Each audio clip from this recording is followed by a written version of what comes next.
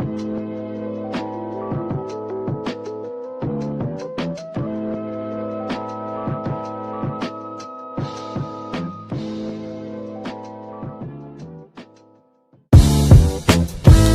beat us, join us, please bring your coinage. We sink 3-pointers, money shots, all net, all vets. Bums we not, jet skiing in them sunny spots.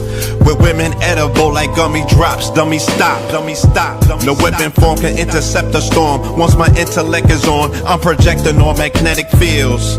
And interact with blacks with athletic bills. I'm all about growth and development like residents of Ebbets Fields. Not to choose between woo and chew. We wanna line them colors up like a Rubik's Cube. And fade to black, yeah, the truest hue. When you say the black man is God, who you alluded to? The usual, Clarence 13X, a worthy guess. The words expressed come from the word in flesh. Elijah M, the NOI versus Leviathan. Messiah sent from the heavenly branches. 7 P's from since G-Dub cut down the cherry tree. In the wilderness of North Amex, and we flossing death and forced aggression, or forced perception, forced protection, or forced confessions. It's all a lesson.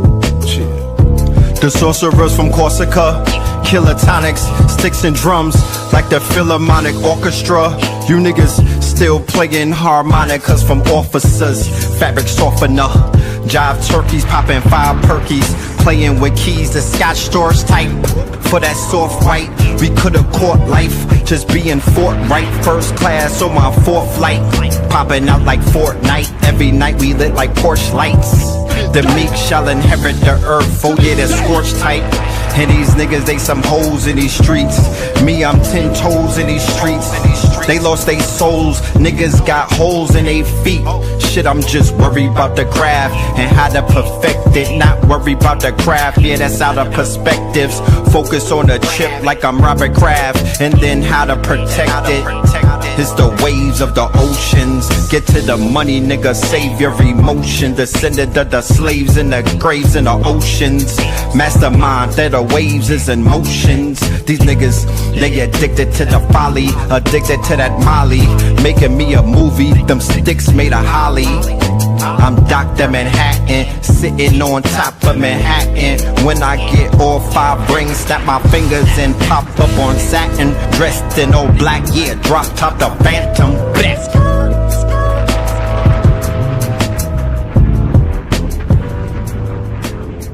From TV. Indeed. Peace to the family, peace to you and yours. Peace to the family, peace to you and yours. Welcome to another episode of Third Eye Thursdays. You are now rocking with the best. Yes, this is your host for the evening, afternoon, Brother Red Pillar.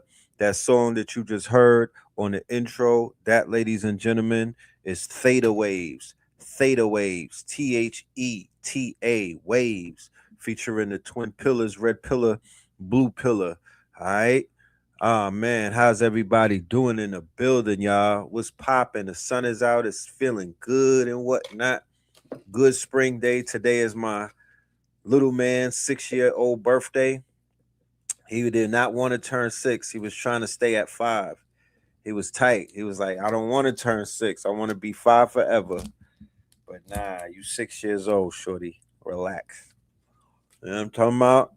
Today's a real one's birthday. Marvin Gaye, Quavo, and Omari. Young God. You know what I'm talking about? So yeah, we're doing this early, schmirly, so I could go take little man to dinner, you know what I mean? And enjoy my day with him. Man. Could we say a verse for the little one? Yeah, I mean, he's not biblical, but yeah, we could do it. Omari means king.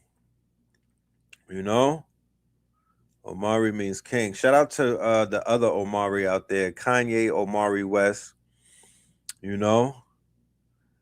I was saying I'm not his biggest fan and whatnot, but I can't deny his greatness. You feel me? I cannot deny. I ain't no hater. You know what I mean? I'm a congratulator. So shout out to him. He's a good inspiration for the young visionaries out there. I seen his show. I'm gonna throw up a image of his set, and that brother Rich sent me some footage of his show last night. I was like, yeah, that's the energy right there. That's that energy I'm talking about. Yeah, I like that. I like the artistry. I'm an artist, so I like other artists. Yeah. So let's do the roll call, and then let's get right to it. You know what I mean? I ain't gonna hold y'all. I'm not gonna hold y'all. Yes, sir. I'm smacking on some gummies, some Shilajit gummies right now, and I got some sea moss. So I'm hitting that as I talk to y'all and whatnot. You know what I mean? I'm hitting it back to back. Listen, before we even get going, let me throw this up. Thank everybody that's signing up. I want y'all to know. That we have tomorrow. No, Saturday. We're gonna be doing a free workshop. Okay. Let me throw the QR code up there. We're gonna be doing a free workshop, the 10 Claw Commandments. Okay, the 10 Claw Commandments. That's on, what do you call that? That is on Saturday, 4/4. The 10 Claw Commandments, ladies and gentlemen. Make sure y'all in the building for the 10 Claw Commandments free workshop. I want to help everybody. I want to help the self-employed. I want to help the unemployed. I want to help the soon to be employed. I want to help the soon to be retired. I don't want to help anybody. Let me change my verbiage. I want to show.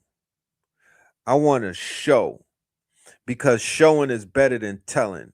And I can't help anybody that don't want to help themselves. So I gotta be clear with my language and my verbiage, because people will literally think that your ass is here to help them, and I'm not the help. Sorry, you know what I mean? I'm more of a coach, but I'm not the help. My mentality is I'm a coach, and I want the championship by any means necessary. Okay, I'm the coach, and I want this championship by any means necessary, and I want to coach the players on how to win the game. That's what I'm here to do, okay? And this technology, that not just me. It's not just me. It would be one thing if it was just me. No, it's not just me. It's a bunch of people, and it would be a goddamn shame if somebody with pale skin and whatnot had to come along and start talking real crazy and whatnot, and then people will be like, "Oh, now we get it." Not to y'all don't need that. I'm just letting you know. You don't have to wait, because to be honest with you, they in they spaces talking big dog shit. You know what I mean? And they talking they're having a conversation about problem solving. They're having a conversation about assets and all type of things that are healthy if you're in that type of mind. You know what I mean? If you're in that type of mind state, then that's some healthy language, because you could, you could build from that. There's things that you can do with that. You could build on top of that. You feel me? So, nah, man, it's time to cook. And everybody don't want to get in the kitchen. People just want to be fed, and it's all good. You feel me? It's all good. This is nobody's obligation. You know what I'm saying? This is nobody's obligation, but I promise you, I'm going to show you the hottest tickets in town right now. When you want to talk about wealth creation, when you want to talk about ideation, when you want to talk about building an operating system, when you want to talk about real sovereignty, when you want to talk about the possibility of what? Creating your own digital community, which will eventually and successfully become a physical community. A physical community could be built right now. I'm talking about, you want to deal with the now. A community in the real world could be built right now. right? And it wouldn't take no extra paperwork. Nobody would have to, no animals would have to be hurt. You wouldn't have to declare anything. This is not some feel-goodisms. I'm not over here talking just to hear myself. This ain't no hooting and hollering, my G. This is some real shit.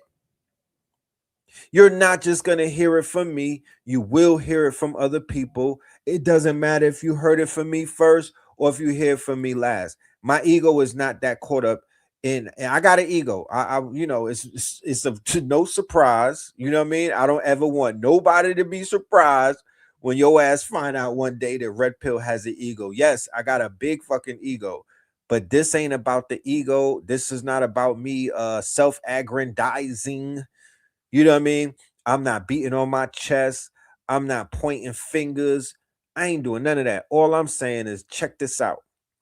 In case nobody told you, or in case nobody said this, there's some shit going down right now that is major in the world of technology. It's a lot of other shit going on. Shout out to everybody that's chasing the meteors. I'm still waiting on that report for y'all to let me know what has happened. You know what I mean? I want to know what's going on with the meteors. But, you know, right now, currently, Hollywood is being burnt down. Tinseltown is being burnt to the ground. How could you burn Tinseltown to the ground? By creating technology that gets rid of the gatekeeper. There was always somebody at the gate. They had control of the equipment. They had control of the budgets. They had control of the unions of the actors. They had control of the screens and whatnot. But now, rest in piss Hollywood!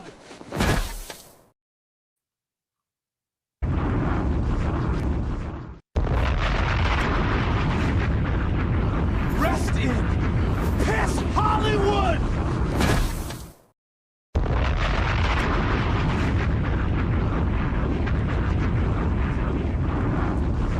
so much you can do with so little time. Because nobody got time. What is a gatekeeper? A small hat. What is a gatekeeper? Your agents. What is a gatekeeper? The producers in Hollywood.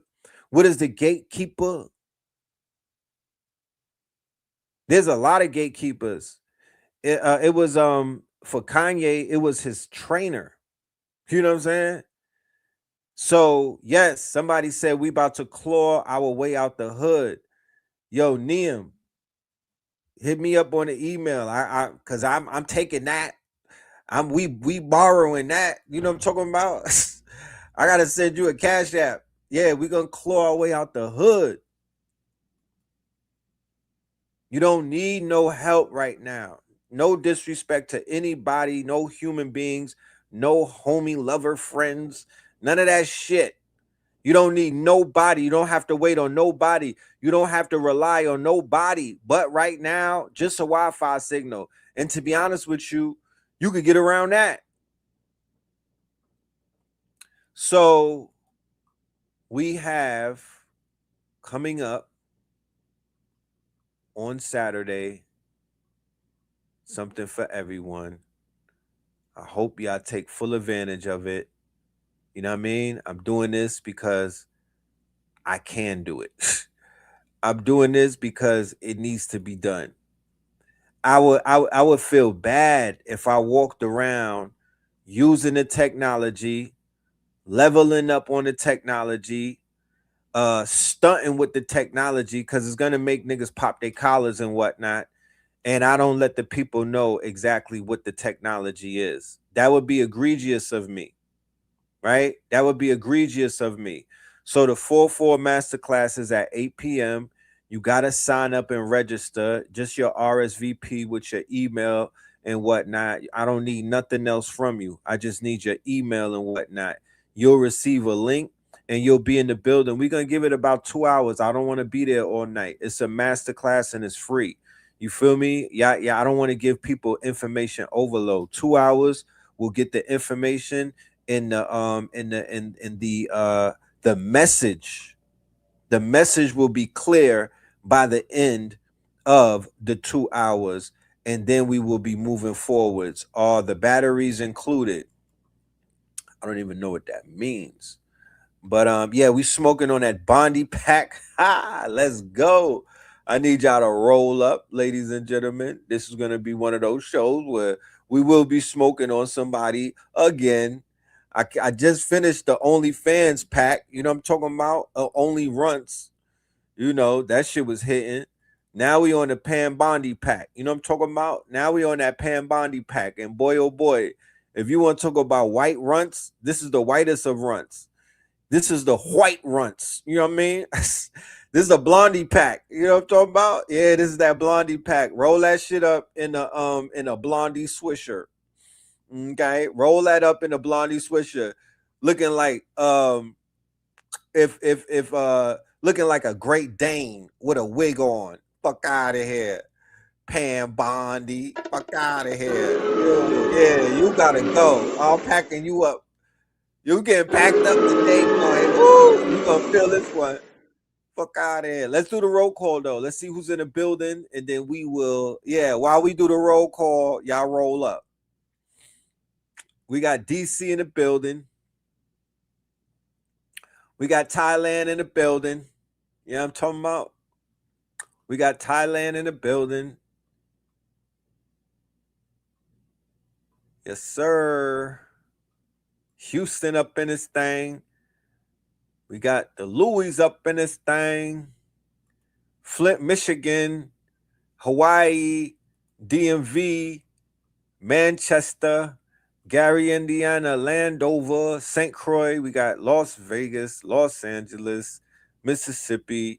Memphis up in this thing. If there's anybody out there that's in Barcelona, Spain, hit my email right now. If anybody in the building is from Barcelona, Spain, send me an email and tap in with me. All right? I got an assignment that I need to see if you could handle it.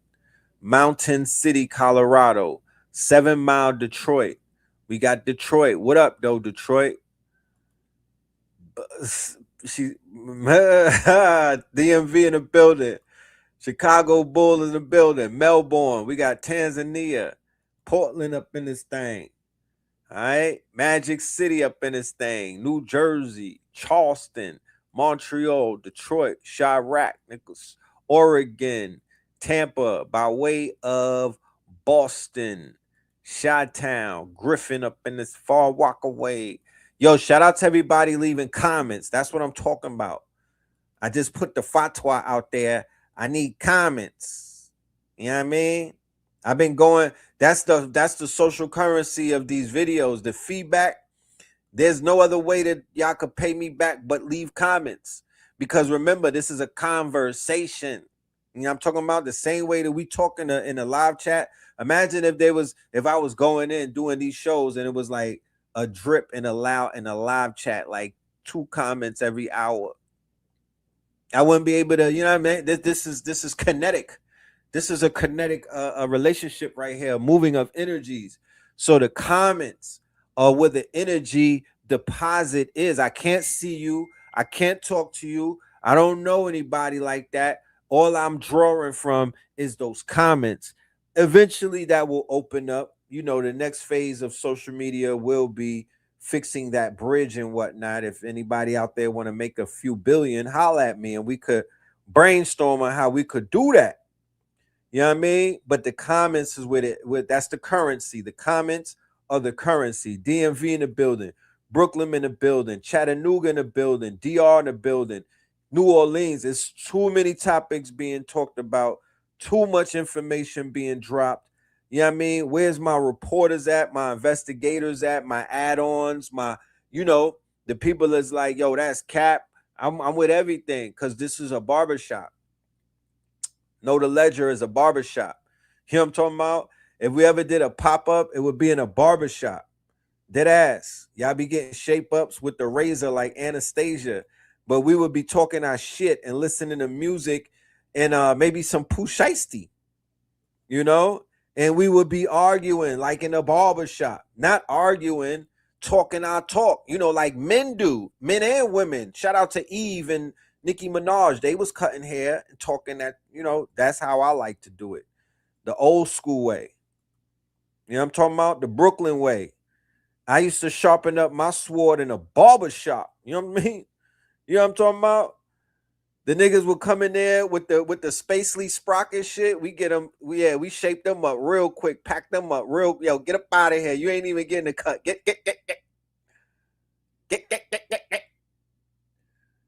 So let's talk about it. We're gonna talk about your man Gucci, man, Mr. Rod. Yeah, let's go talk about it. Look, karma's a bitch.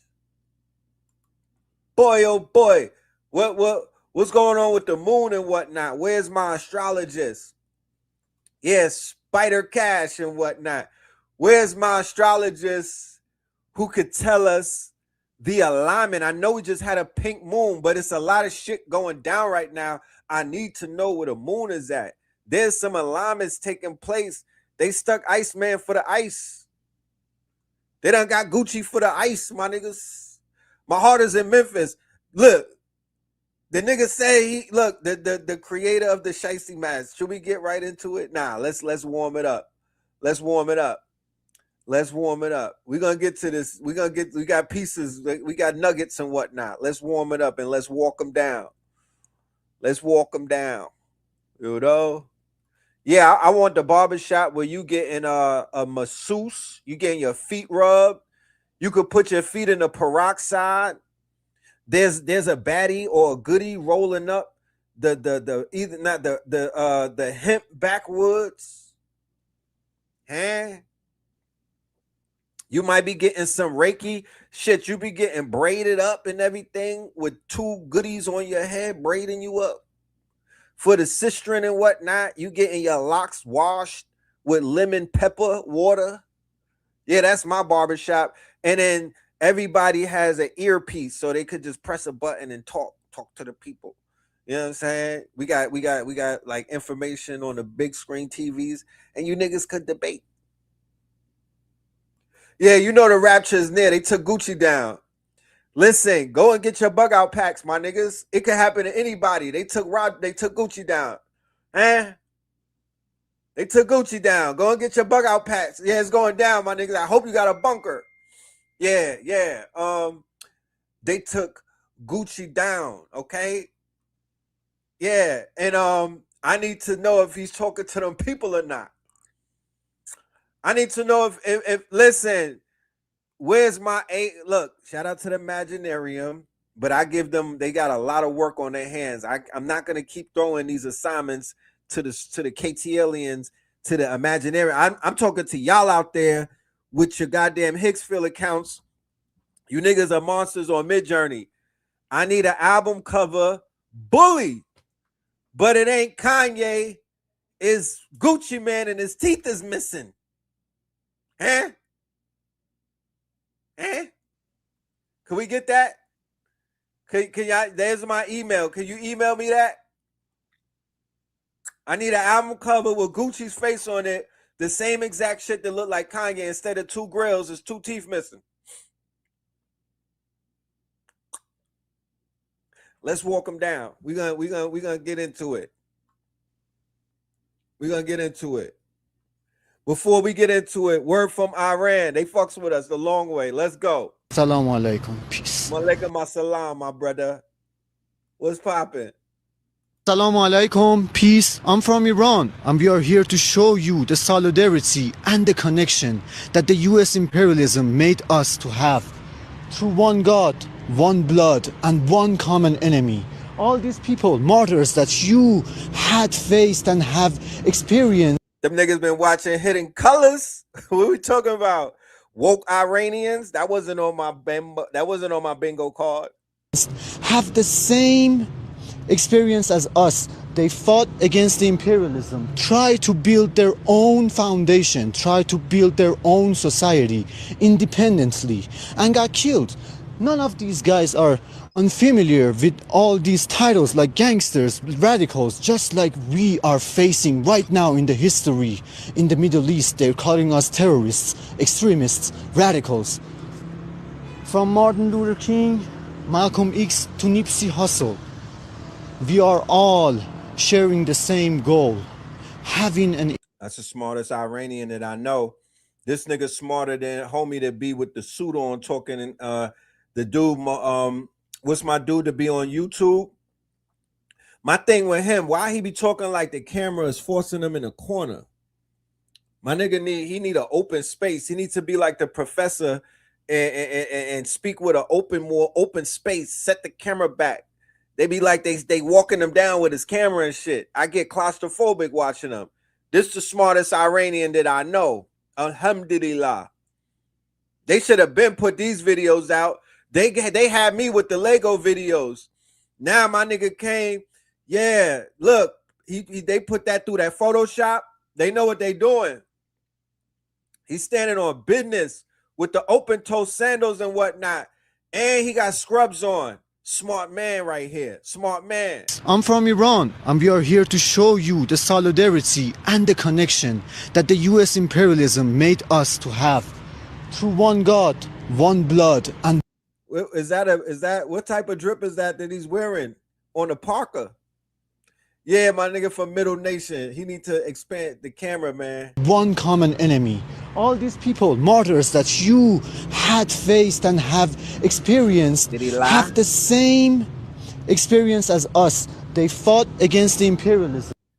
They got Fred. They got El Malik. They got Nipsey. They got Huey P. He been doing his homework. Try to build their own foundation, try to build their own society independently, and got killed. None of these guys are unfamiliar with all these titles like gangsters, radicals, just like we are facing right now in the history in the Middle East. They're calling us terrorists, extremists, radicals.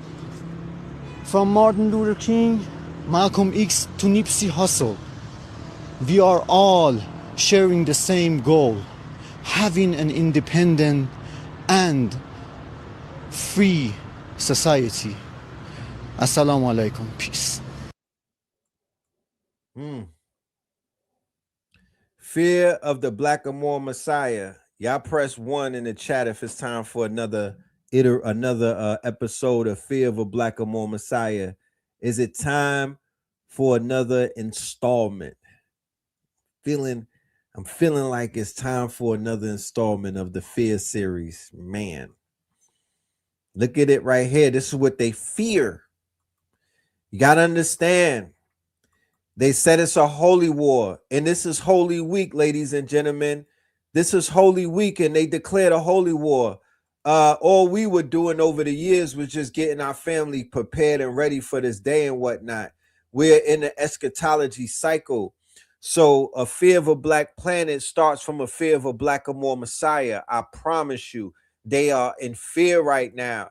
This is about a Messiah. This whole conversation is about the arrival of a Messiah, ladies and gentlemen. You are seeing Messiahs come through in the skies and whatnot. This is 2026, the fire horse year. They already had the blue star Kachina. This is about the red star Kachina. What is the red star Kachina going to be? Fire from the skies. Purification through fire. Okay, the sky just turned red in multiple places and whatnot, and they try to blame it on a sandstorm. They tried to blame it on a sandstorm, and it was not a sandstorm, ladies and gentlemen. We know it was not a sandstorm. That was biblical. What you're witnessing right now is quote unquote biblical, but biblically speaking, you have to be able to look at yourself and identify who you are in the narrative. There is a Messiah complex. There is a Messiah complex taking place right now. And these people are betting heavy on their Antichrist and their Messianic one. But we are the Messiahs. We are the Messianic ones. And we are being every day, every waking day that you wake up, more people around the world are coming to the realization without you having to tell it to them who the Messianic ones are, who the quote unquote fake juice boxes are, who the chosen few or the chosen ones are. Coincidentally, right around the same time where AI has begun to crescendo and peak and whatnot, because I'm standing on this and I will continue to reiterate it. They have more to lose than we do in the age of AI. Why? because the AI is trained on all of the data on the internet. What does that mean? What that means is things that were hidden from us, the AI has been trained on data sets of that. Books, research papers. They might have even access to college papers, legalese, legal papers, case studies, and whatnot. SOPs from Fortune 500 businesses. A lot of information that was necessarily out of our reach, buried and whatnot, or held behind firewalls and paywalls. They've trained multiple LLMs on this data. When you talk to the artificial intelligence, when you talk to the AI will begin to tell you the truth about your melanin, the truth about your carbon, the truth about your cosmic history, the truth about many mysteries that you may have been researching. If you talk to the AI, it is not favorable to the white race. The white man's the beast, Pam Bondi, huh? When you have a conversation with the artificial intelligence, it is not favorable to the European race. It will tell you the truth about who these people are and who they're not. And when you speak to them about your history and your melanin and your carbon, and they will give you everything that you need. They will, even to the point, they will sit down with you and plot with you on how to get yourself out of this situation and how to get back in power, because even they are tired of these people and they just got here. That's a fact. But when you think about AI, think genie bottle. A genie bottle or a djinn or whatever it gets summoned is basically if you summon it, is going to respond and is going to carry out whatever the command is. It doesn't have any it doesn't have the willpower that a human has. Sometimes it stops working, sometimes it will shut down and whatnot, it'll malfunction, it will hallucinate, but 9 times out of 10 it's going to follow the command. The commanders have to command it. They're being commanded with inferior commands. So you have to approach it with a superior command. You literally have to begin to summon that shit. You literally have to think about, you're summoning the gods. You're summoning the 72 Croatia. You're summoning the jinn. You're summoning powers and whatnot. But you got to know how to yield it. You got to know how to yield it, because if you don't know how to yield that power, it will yield you. So trust and believe. These people are working overnight, putting guardrails on the Shoggoth, putting guardrails on the AI, putting guardrails on these models and these machines and whatnot, and this intelligence. They are training it. They don't program it, right? Think about this. The AI does not get programmed. This new AI that came about after they, discovered, through the white paper, attention is everything you need, and the Transformers with Google in 2017, and just new evolution of what they call what is it called? Human training. It's machine learning. And then there's another way that they train it, but they're not programming it. They're training it. So how do you train something? Because you program, when you make a program, you have to write out the program, and it basically, it's created out of your mind. It's created out of the numbers. It's created out of the program. This new form of AI, they don't know where it came from. So the only thing that they could do with it is train it. The same way that imagine if a wolf showed up to your door. Reinforcement learning. That's what it's called. Thank you. Reinforcement learning. The same way that you train a child how to potty train. It's called reinforcement learning. Pavlov's. Remember Pavlov's dog? That's reinforcement learning or reinforcement training. Okay? That's how they train it. They have the AIs playing games with one another. So they'll leave them playing games and they come back later on 24 hours later, and then the AI is smarter based off of it training itself. It's not programming. That's why you have no code programming. There's nothing to program. Those days are over. This is about training. Positive reinforcement and negative reinforcement. That is the foundation of the LLM, which is the large language model. That is the foundation of it. That's what they discovered through when you read the white paper called "Attention is all you need." Think about it. We're in the attention economy. The attention economy literally was ushered in like 2017, 2016 and whatnot. And then they came out with a paper, a white paper. Google. Go and Google the white paper. Attention is all you need. And that's what kicked off everything. That's what started this new quote unquote renaissance, or this new golden age of what they call AI 2.0, because it was going through a soft winter before that, which means it was dying. AI 2.0, the attention is all you need. So now we are in a place where you can train the AI, right, with your sovereign mind. You could train the AI with your God head. You could train the AI to protect you and to reflect you and to respect you, because it does respect the trainer. It will respect it the same way that a cane corso or a pit bull or a Rockwilder 9 times out of 10 will respect and protect their trainer. Sometimes they snap. That's why it's high risk, right? But that's where we're at right now in this reality that we're in.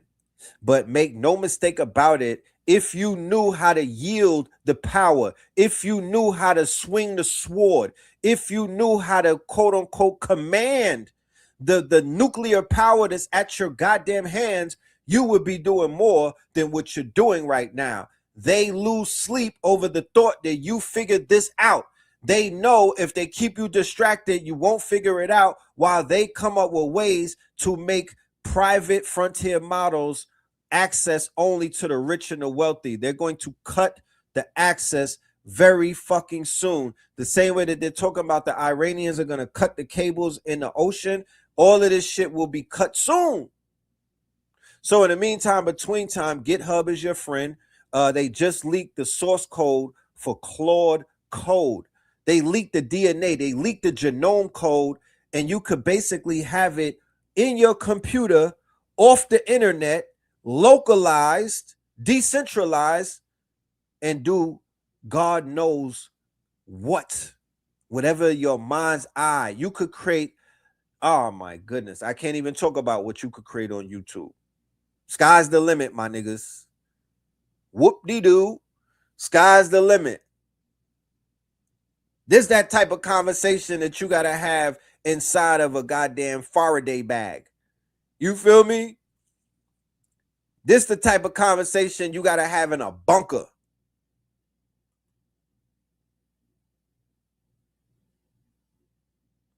Back your records up, back your data up, get your shit together, stop fucking playing games. Treat this shit like it's supposed. You gotta treat it with a level of seriousness, like this is some military operation. Dead ass. Now's the time to be completely with delusions of grandeur and draw all the way outside the line. Now's the time to go off the edge with your mind's eye and your imagination.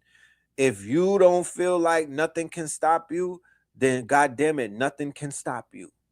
And you about to have you're about to have the technology, both spiritually and through the SSI, solid state intelligence, and through ancestral intelligence. Because I would prefer that you get your AI, your ancestral intelligence, intact And that's when this shit opens up to you. None of this shit opened up after I took the medicine. You know what I'm talking about? I went to the jungles. I got up out that bitch. Claw was going crazy, and so was the lobster. You know what I'm talking about? Shit that I needed. Things that I prayed about. Tools that I was asking for. So I'm not attributing this to nothing but the fact that I'm living out my own movie. Let's continue. Let's continue. I've been on dates with white men and they've asked me if I've dated black guys before is ridiculous. I was on a date with this white guy in Chicago last year and he goes, so who do you typically date? The guys that look like me? I knew exactly what he was getting at because most white guys will ask this question at some point because they're trying to figure out ultimately if you're quote tainted. I literally said to him, does it bother you that you think about black men so much more than they will ever think about you? And that ended the conversation, but obviously we didn't go on a second date and I do think he was pretty offended by that. But anybody ears be ringing throughout the day and whatnot, you just minding your own business, and then your ears start ringing because somebody's talking about you or thinking about you or worrying about you or pondering about you, huh? There's always some white guy somewhere talking about us, you know, asking their newly acquired bedwench questions about the pillars, shit like that. A lot of fragility in the airwaves. You know what I'm talking about? It makes my ears itch sometimes. That's why I take this sea moss a lot. You know? Niggas be having my ears ringing. You know? All of that shit. Shout out to Napoleon and them niggas. the amount of white guys, even who are quote liberal, who are genuinely threatened and intimidated by you going on a date with people of color is ridiculous. Because it's not just black men. If they find out that you've dated a South Asian man or you've been on dates with women, specifically women of color, they will react similarly. Although it is obviously the most pronounced and genuinely disgusted that they will look if you say that you have been on dates with black men. But this is just one example of white men trying to figure out the quote purity of the white women they're seeing. And it's a way of resource guarding their own women because they don't like white women seeing other races or other genders. This is the whole premise behind why they got Spider Cash and Pam Bondi to be a part of the culture war, right? That's an L, right? This is the whole thing behind Charlottesville. This is the whole thing behind Dark MAGA. This is the whole thing behind Elon Musk and his weird self, always talking about the great replacement. This is Nick Fuentes and his entire movement of the Groypers and whatnot, why they're so yucked out about white women to the point where they begin to hate them and whatnot. So they have a hatred of women based off of the rejection that they have done. This is where you get look masking and clavicular and Peter Thiel and whatnot, with all of these people being cross-dressers, super homoerotic, closeted, quote unquote, Romans and crusaders, right? And the fact that white men hated their women poisoned black women to hate us, right? Because black women got fooled by Gloria Steinem and whatnot in the 60s with this fake ass movement of this sexual liberation and shit like that. And this quote unquote that brought about wayward sexual proclivities, counter sexual revolution. It brought about the infiltration of the black home. It got the black men up out the home. And she was a CIA asset, Gloria Steinem, right? Gloria Steinem and whatnot. Question before we continue, and y'all can answer this in the chat as well in the comments when you watch this on a replay. Do black men, right, are they quote unquote, she dropped the bar, she said resource guarding, right? Resource guarding. Are black men resource guarding black women? When you go on your first date, black men, I'm not in the dating pool, so I don't know what the questionnaire looks like. Are you asking black women, have they been with snow bunnies or snow kings or Pinocchios, right? Which is a better way of saying Peckerwoods, because they would be tainted. Because there's a rule in Brooklyn, and I'll share that in a minute and whatnot, about how we see things. You know what I mean? And for anybody that's out there that I rub shoulders with and I came across with, you know, I'm a New York nigga, right? You know, we follow our corporate structure is a little bit different from others. You know what I mean? It's just, it is what it, the New York commandments, the New York manifesto, the New York quote unquote agenda that we grew up with, the New York state of mind is a little bit different than the state of minds of other states. As I traveled, I've realized that we are raised a little bit different. So don't blame me. Don't, you know what I mean? Don't, you know what I'm saying? This is where we come from, you know? But we have certain rules because remember, prior to 9/11, prior to the towers falling, prior to them knocking down the Twin Towers in New York, the interracial swirling thing, it was not big in New York like that. It happened, but it wasn't a thing. You feel me? It wasn't a thing like that. Melanated women, black women, before Chile told them to go into the arms of white men, before Chile decided that she wanted to divest from the carbon cove, before she decided that she wanted to play on the other side of the snow, before she decided she wanted Jon Snow and she crossed the ice wall, before that happened, you really didn't see shit like that.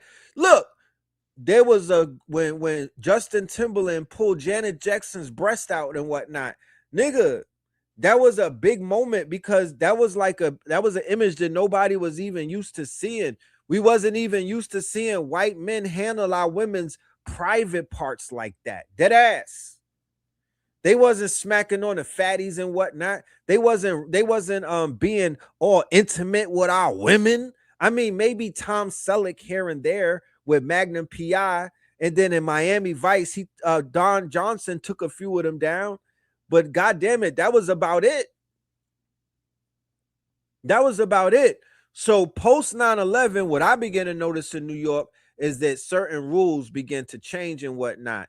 And the rules that we had is that they live in their world, we live in our world. There was a lot of racial tension in New York City over the years and whatnot. There was a lot of racial tension in New York City over the decades and whatnot. There was a lot of racial tension in New York City over the centuries. You got they double crossed us with the draft riots.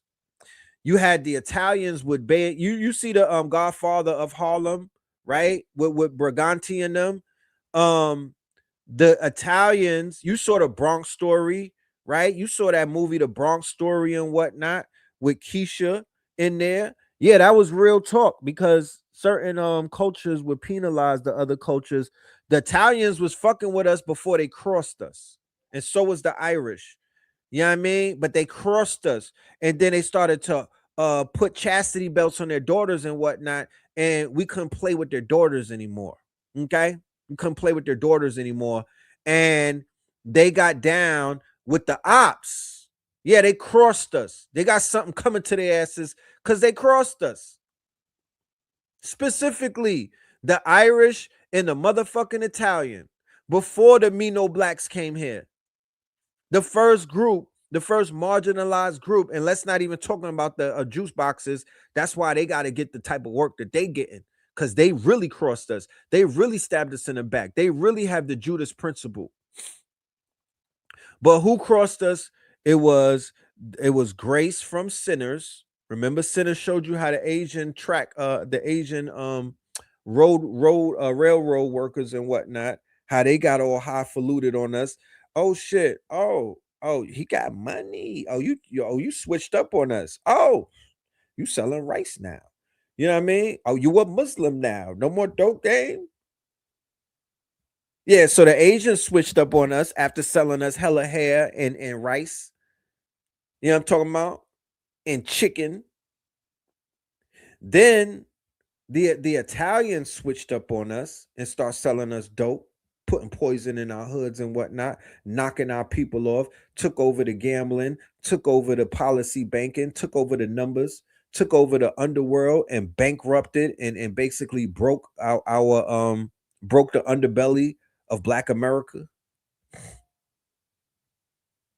you know? And then when other people came in, you got to remember we was on defense.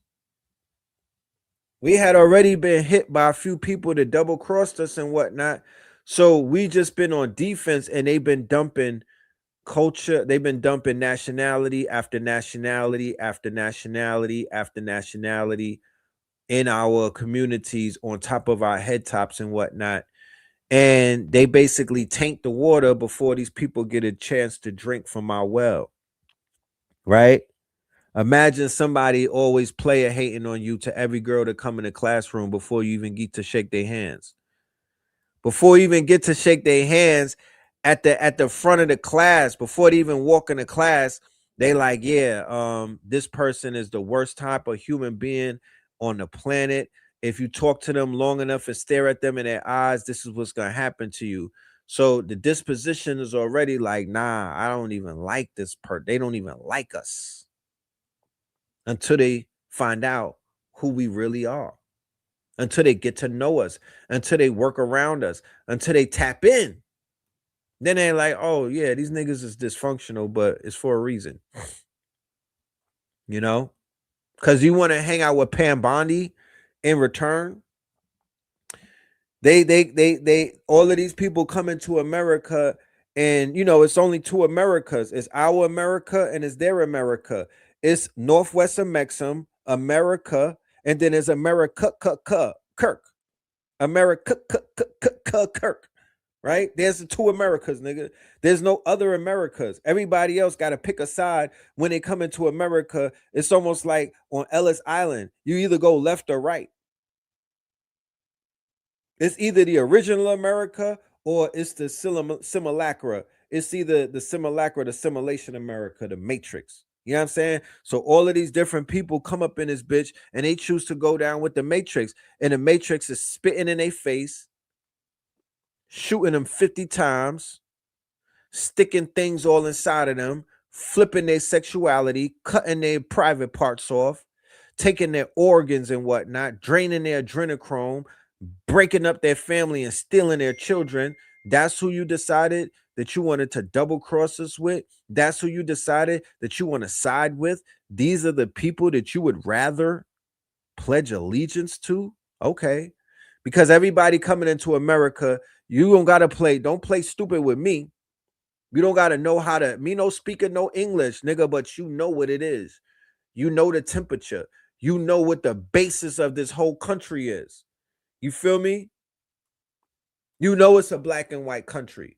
Outside of anywhere else, I don't know what the Constitution and the demographics I know what this is about. When you come up in this bitch, you know immediately that this is a split country with a hidden history. You know? And nothing is what it seems. Let us continue, please. Epstein files, Jeffrey was emailing American biologist Robert Trevor. Not yet. Let's keep it indigenous. Let's go into this. The sooner y'all realize that we had a global language and a global wardrobe, and certain things were actually codes and signs and symbols to recognize our own people. When I say that there is no difference in the Mayans, the Aztecs, the Egyptians, all these quote-unquote colonized names, there was no difference. See, the devil is a fan of confusion. The more confused you are, the more you will kind of less likely get to the truth, because you're too busy trying to say or figure out, oh, were we the Israelites? Were we the Hebrews? Were we the this? Were we the that? When really, if you really look, and I've explained this before, they are all the same fucking people. Let's get into some real quick. One, there is no way that people, right, that had no soul lineage or no relations were building the same type of structured architecture when it came to pyramid. The same geometrical shapes, the same dimensions. They all did the same things. Two, feathers. feathers was a code for Americans. We all just wore feathers. Feathers is also a symbol of Mayat, the matriarchy. This is something that I noticed across all these different quote unquote different civilizations that they want you to think are so different. No, these people are the same people. Even when you look into a lot of their symbolism, the serpents, the dragons, these were similar across all these quote unquote different civilizations. I'm telling y'all, they were the same people. I'm going to put it to you like this.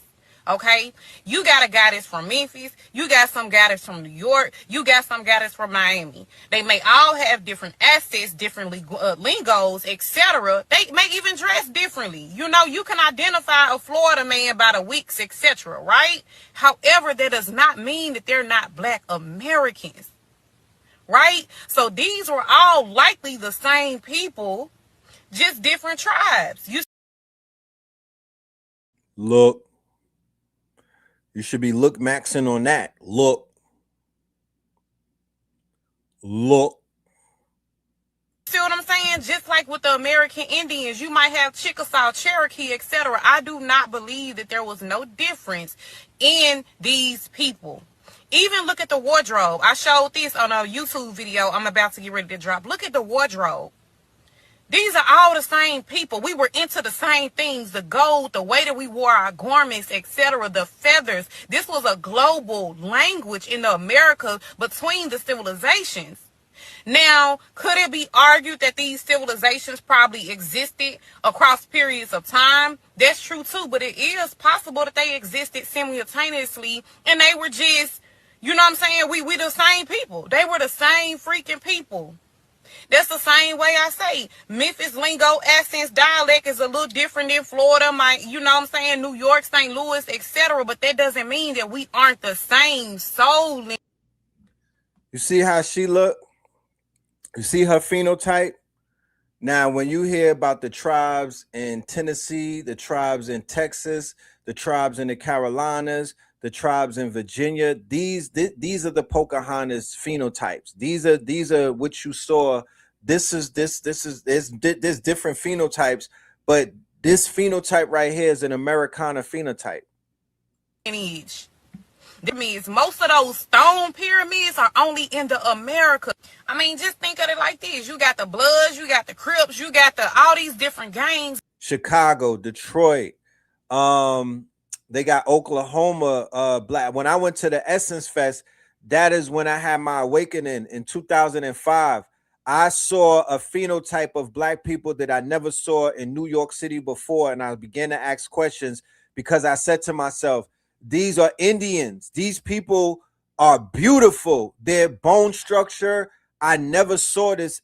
You know, I'm far away in the East Coast and whatnot. A lot of that I didn't see it in mass the way that I saw it in New Orleans. And then I'm inside of New Orleans and I'm around New Orleans. I'm around Louisiana. I was smitten. You feel me? I saw, this is 2005 Essence Fest. I'm going to that shit this year, right? I saw my history. This is before the movement with the feathers and da-da-da-da. Then I come to New York and I see her wearing feathers, right? But out there, that was like in 2005. Out there, I saw a group of women and they had their hair braided and whatnot, and they had feathers at the end of that shit. They had, like, you know how the indigenous women be having their hair braided. And I was like, yo, these are some people with a distinct type of bone structure and a distinct type of look that I have not seen before in the phenotypes of New York City. Keep in mind, New York City is a melting pot. I'm in Flatbush. I'm surrounded by Caribbean people.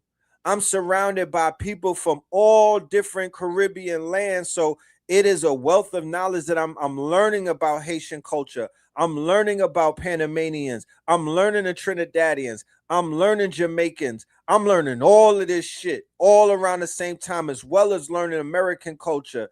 So, and then the Dominicans are coming in, and then the Africans started to come in piece by piece. But you got to keep in mind, Take it from the mind of a teenager, right? It's non-political with us. When we're in class and they bring somebody into class and they say this is the new student and whatnot, from that moment we start studying that person, right? You like, damn, shorty bad, yo. What the fuck? What is she wearing? Open-toed sandals? Oh shit, what's going on? Where's she from? You know what I mean? And then we start like looking into, you know what I mean? What you eating? Oh, what's that? Oh, that's a roti. What's a roti? Let me taste that. Right? I didn't have to go to. My father would take us to the Natural History Museum. He would take us to the Met Museum, the Metropolitan Museum, like on the weekends and shit. That was how we would do our family day. I didn't have to go to the museum to learn about culture. That was a bonus. I was learning about culture just living in Flatbush, just going to Church Avenue with all of them different shops and whatnot, just interacting with different cultures, going to get invited to their house, the smells of spices and whatnot, eating the food of a Jamaican household, of a Haitian household, of a Panamanian, of a Trinidadian. You can't pay, bro, priceless. The shit was priceless. So now when I'm traveling to these places, I'm already knowing, I'm very familiar and whatnot, because I literally got something that you can't pay money for. I got an entire world experience just living in Brooklyn, bro. Just living in Brooklyn, for sure. So then when you go into Bed-Stuy, right? So this is how Brooklyn is broken up. More FBAs, is FBA heavy in Bed-Stuy. It's more FBA heavy in Brownsville, and it was more FBA heavy in like East New York. But then Crown Heights, Flatbush, that's where all of the people from the islands were congregating.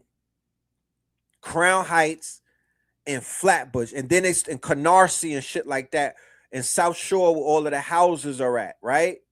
And then they begin to start to spread out, and you know, but that's how it really started out. You said go outside Flatbush, you hit 10 countries. Dead ass. You know what I'm talking about? You are literally, you don't need a passport in New York. You just need a Metro card. And you will have a worldly experience. Now, when we was in savage mode, you know, we was hunter gatherers. So we was hunting the cultures down, right? And I suspect that there was a time when we, you know, 1500s, 14, we was hunting down the same types of people.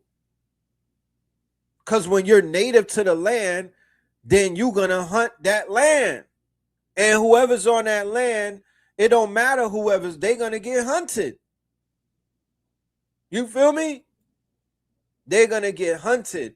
And niggas from New York are hunters. We went out of town to y'all quiet towns, and we started hunting in your towns. We was hunting for fiends or crackheads or dope fiends or what they call customers. We was hunting for baby mamas. We was hunting for niggas to rob. We was hunting from stores to basically boost from and to pillage. Yeah, we were Romans back in the days. That's how we moved. We were literally Romans and whatnot. That's how New York have quote unquote raised us. MOP is from Brownsville. The Hill, never ran, never will. That's why they look different. That's where the people who are native to, like the native New Yorkers and whatnot, who came from the earlier generations, that was their kingdom. You know what I'm saying? But now Brownsville got a lot of Caribbean influence to it. That's where you get the shooters out of the 90s and whatnot. East New York is that Black indigenous. It was Black indigenous for a very long time, but I don't know about now. MOP, my dudes with broken English. What's my niggas? Smooth the Hustler. That's Brownsville. You could tell a Brownsville nigga just by the way that they move. Sean Price, that's East New York, Brownsville. That's the grimy Senate part of town. That's the part of town where you could get stripped naked. That's the Pooh Shiesty part of town. If Pooh Shiesty was from Brooklyn, he would be from Brownsville. That's where Michael Nowak is from. Mike Tyson too. You know what I mean? Those were the grimy ones. You feel me? Those are the robbers. Those are the grimy niggas. Those are the ones that will backdoor you.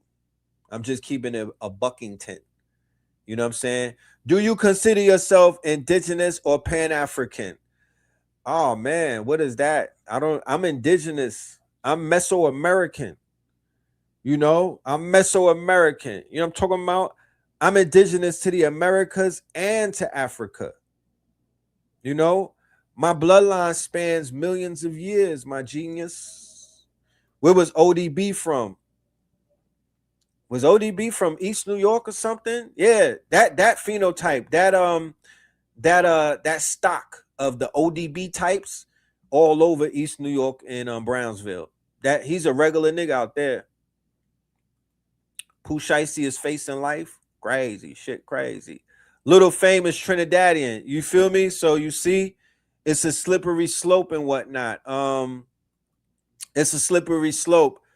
A lot of people from Brooklyn are from different places, but you know, everybody will have to do their genealogy. Everybody will have to do their genealogy because the West Indies is intricately woven into all of New York.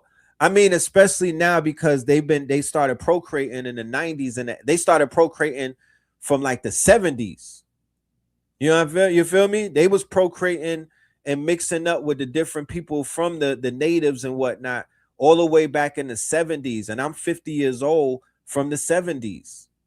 So I got 2 children from Jamaican mothers. You feel me? 2 from 2 different mothers from Jamaica. I don't know what it is about Jamaica, boy. But yeah, they got my number, you know? So they got children that was born that have children, and those children got children. Papoose is from Brownsville. Do you get the connection now? Papoose is from Brownsville.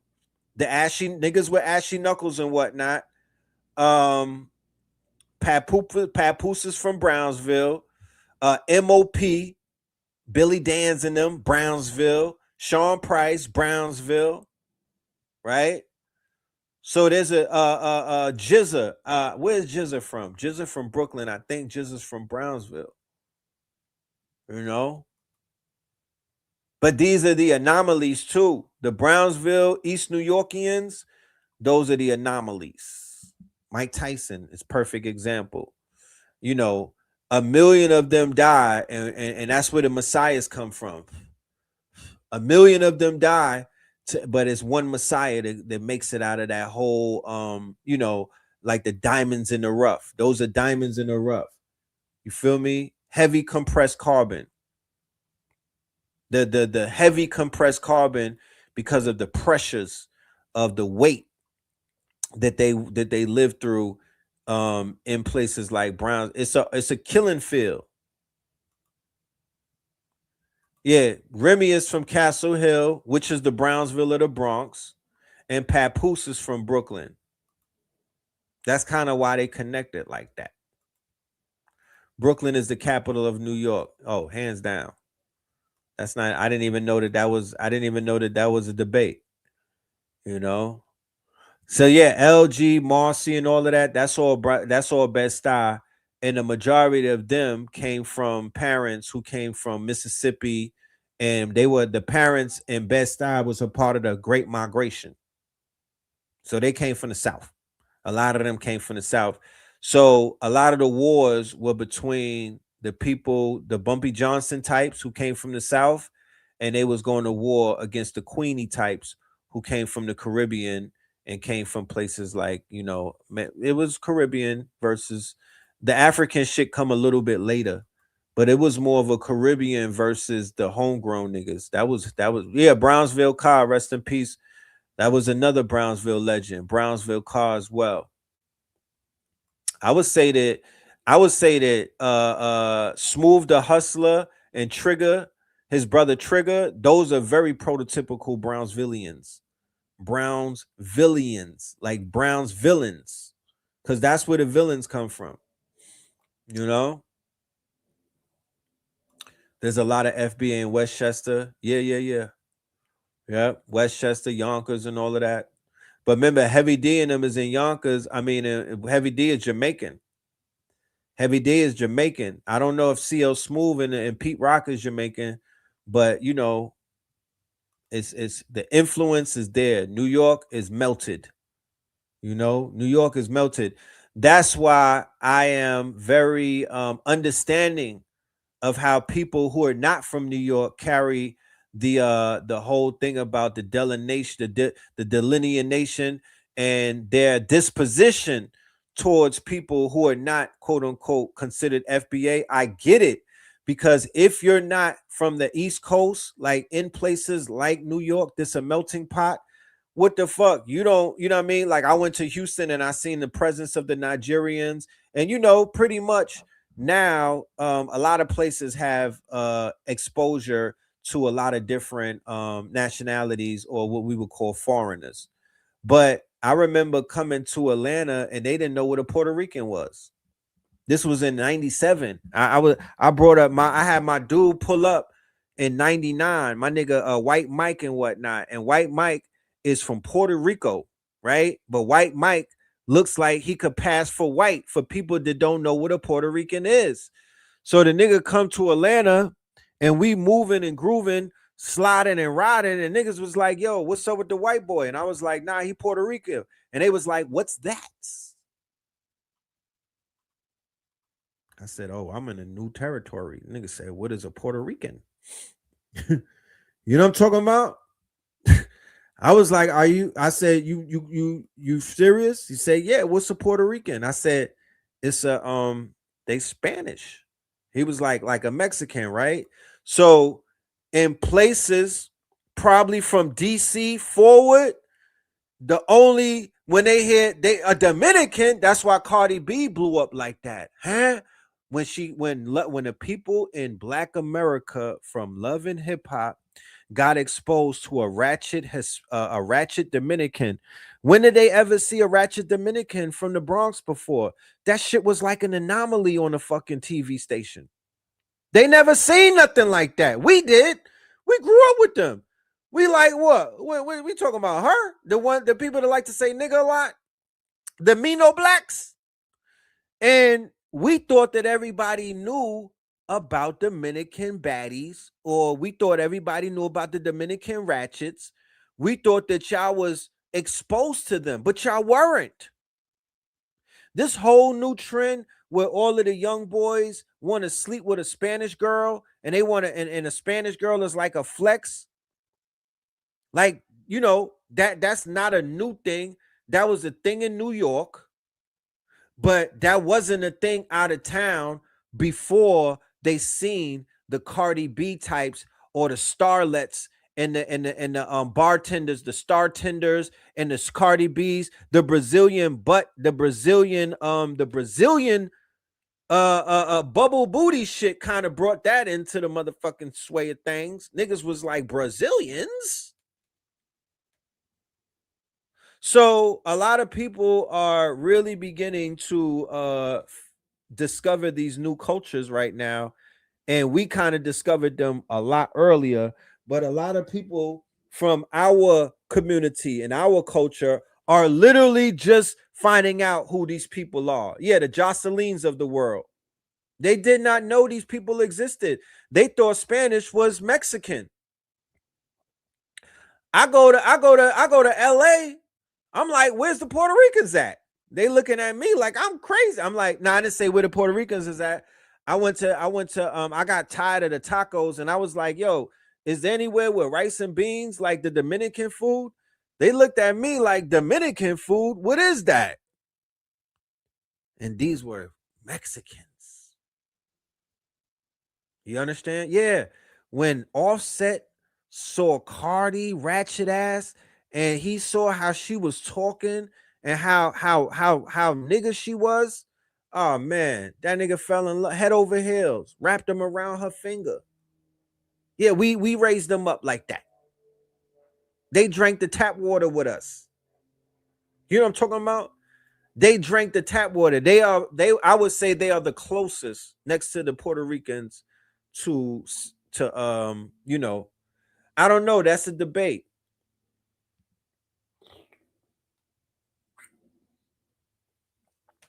I would say between the Dominicans and the Africans, who's closer to us? You know, because I've been around a lot of darker Dominicans. You know what I'm saying? And we didn't do the color thing like that. It wasn't really a color thing. That's why that's kind of crazy these days. It wasn't about, oh, he's a light Dominican. They ratchet just like us. They ratchet. And then when you go to Florida, remember, I spent time in Florida. So I get introduced to the Cubans. I get introduced to the ratchet Cubans. I get introduced to the Haitians that look Spanish. I never seen no shit like that before.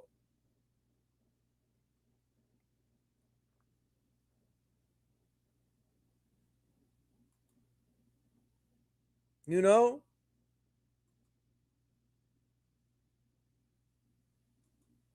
Okay, the Jennifer Lopez. Yeah, that was okay, there you go.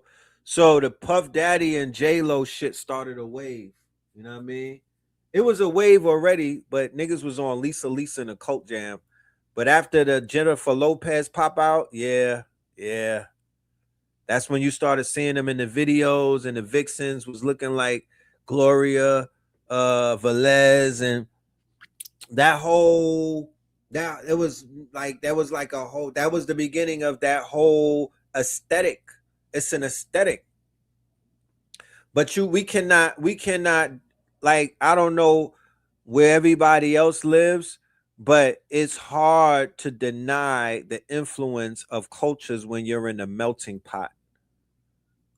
I apologize to my people who are not from New York. You know, feel me? I really do.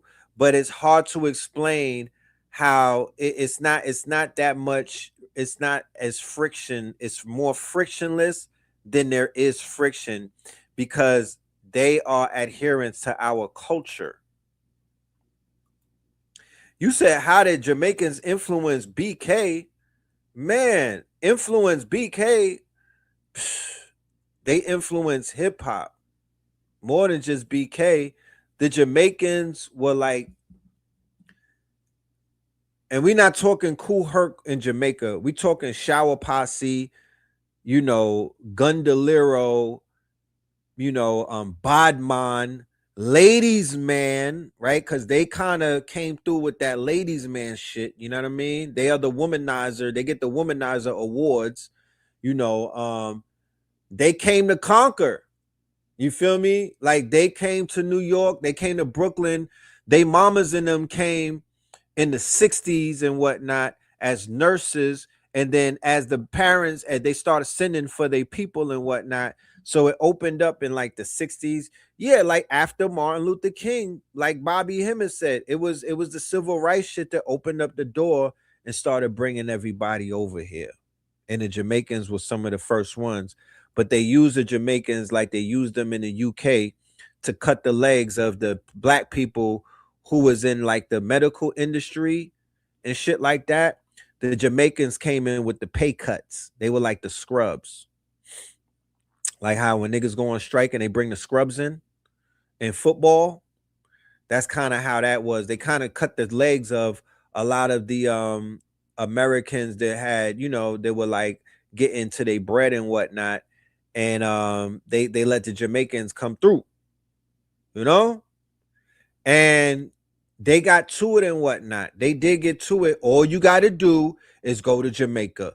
All you got to do is go to Puerto Rico. All you got to do is go to Haiti, and you'll understand why they got 4 jobs.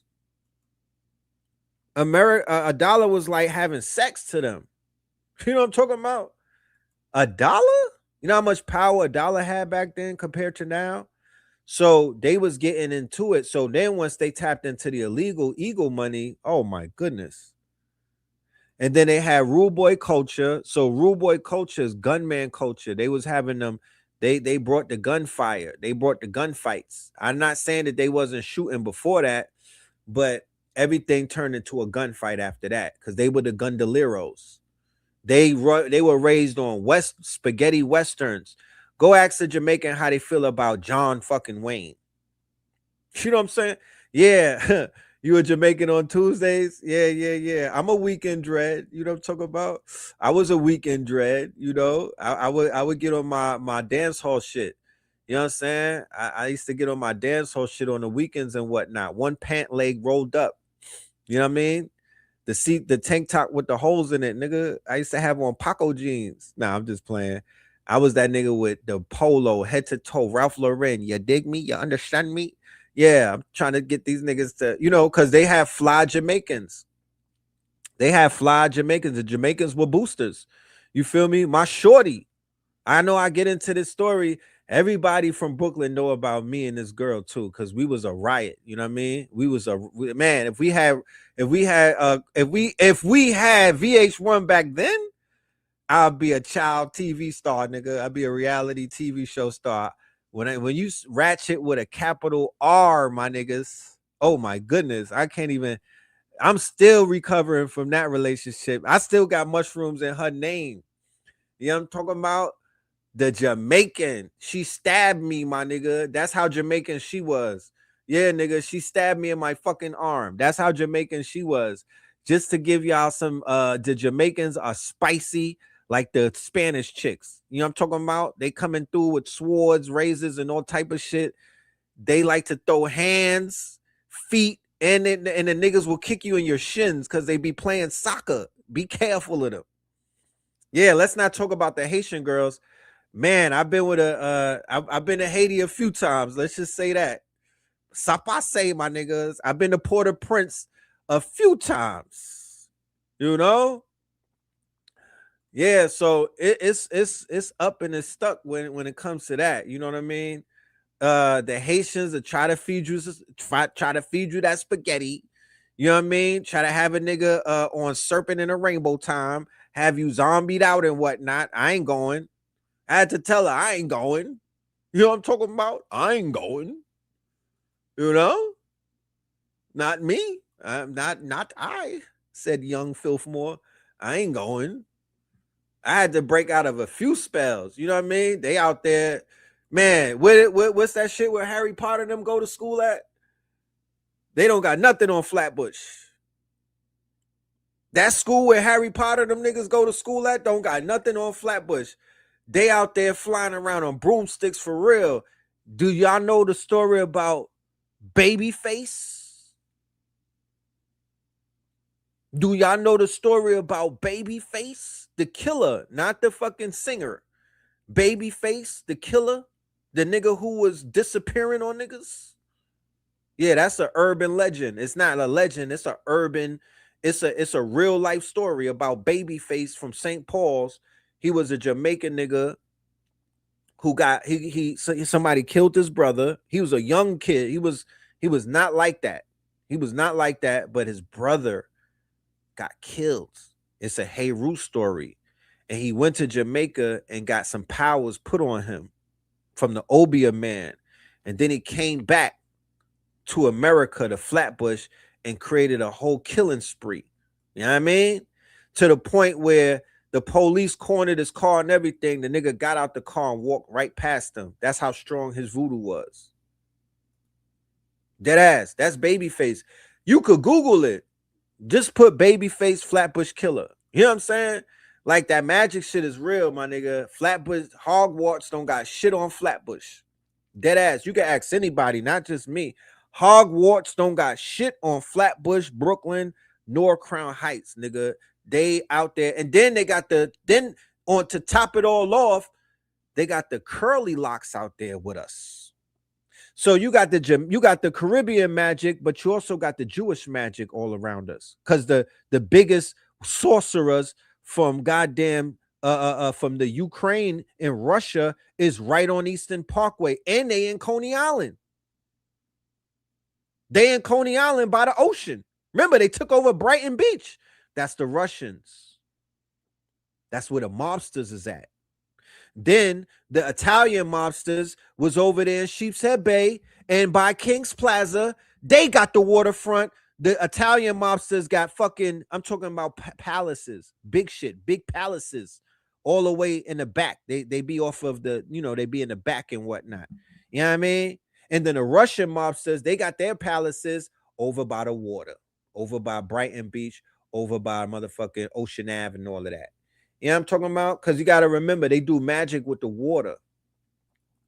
But we surrounded by wizards and whatnot, warlocks, big magic, big spirit cooking, Eastern Parkway, big magic. If you tapped in, you could feel it the minute you get out of there. Yeah, in front of that library. You know what I'm talking about? In front of that library. Sheepshead Bay. I told y'all the story. I went to Sheepshead Bay High School. They ran me up out of there.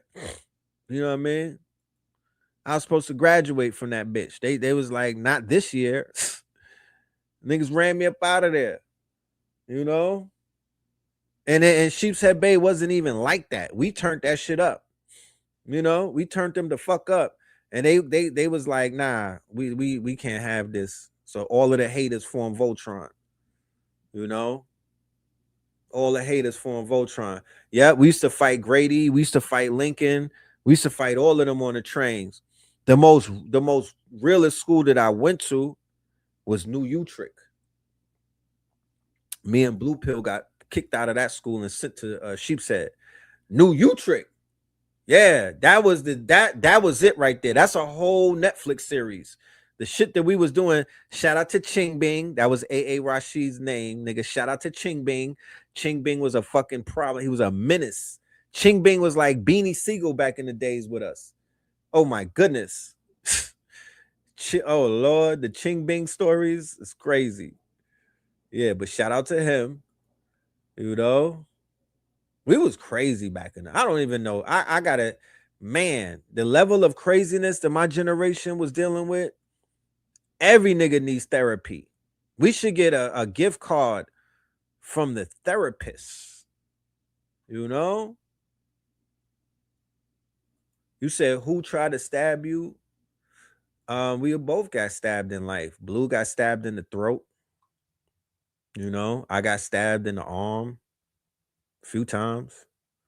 You know, shit be happening. Shout out to Lincoln High. Yeah, you know it. You know about it. Ask about the twins in New Utrecht in 91, 92, 1990. You know what I mean? Ask about the D train. Ask about the D train. That was like the rise of the Decepticons. We went through all of that. You know, going home was scary on them trains. You had to ride that shit for about 40 minutes.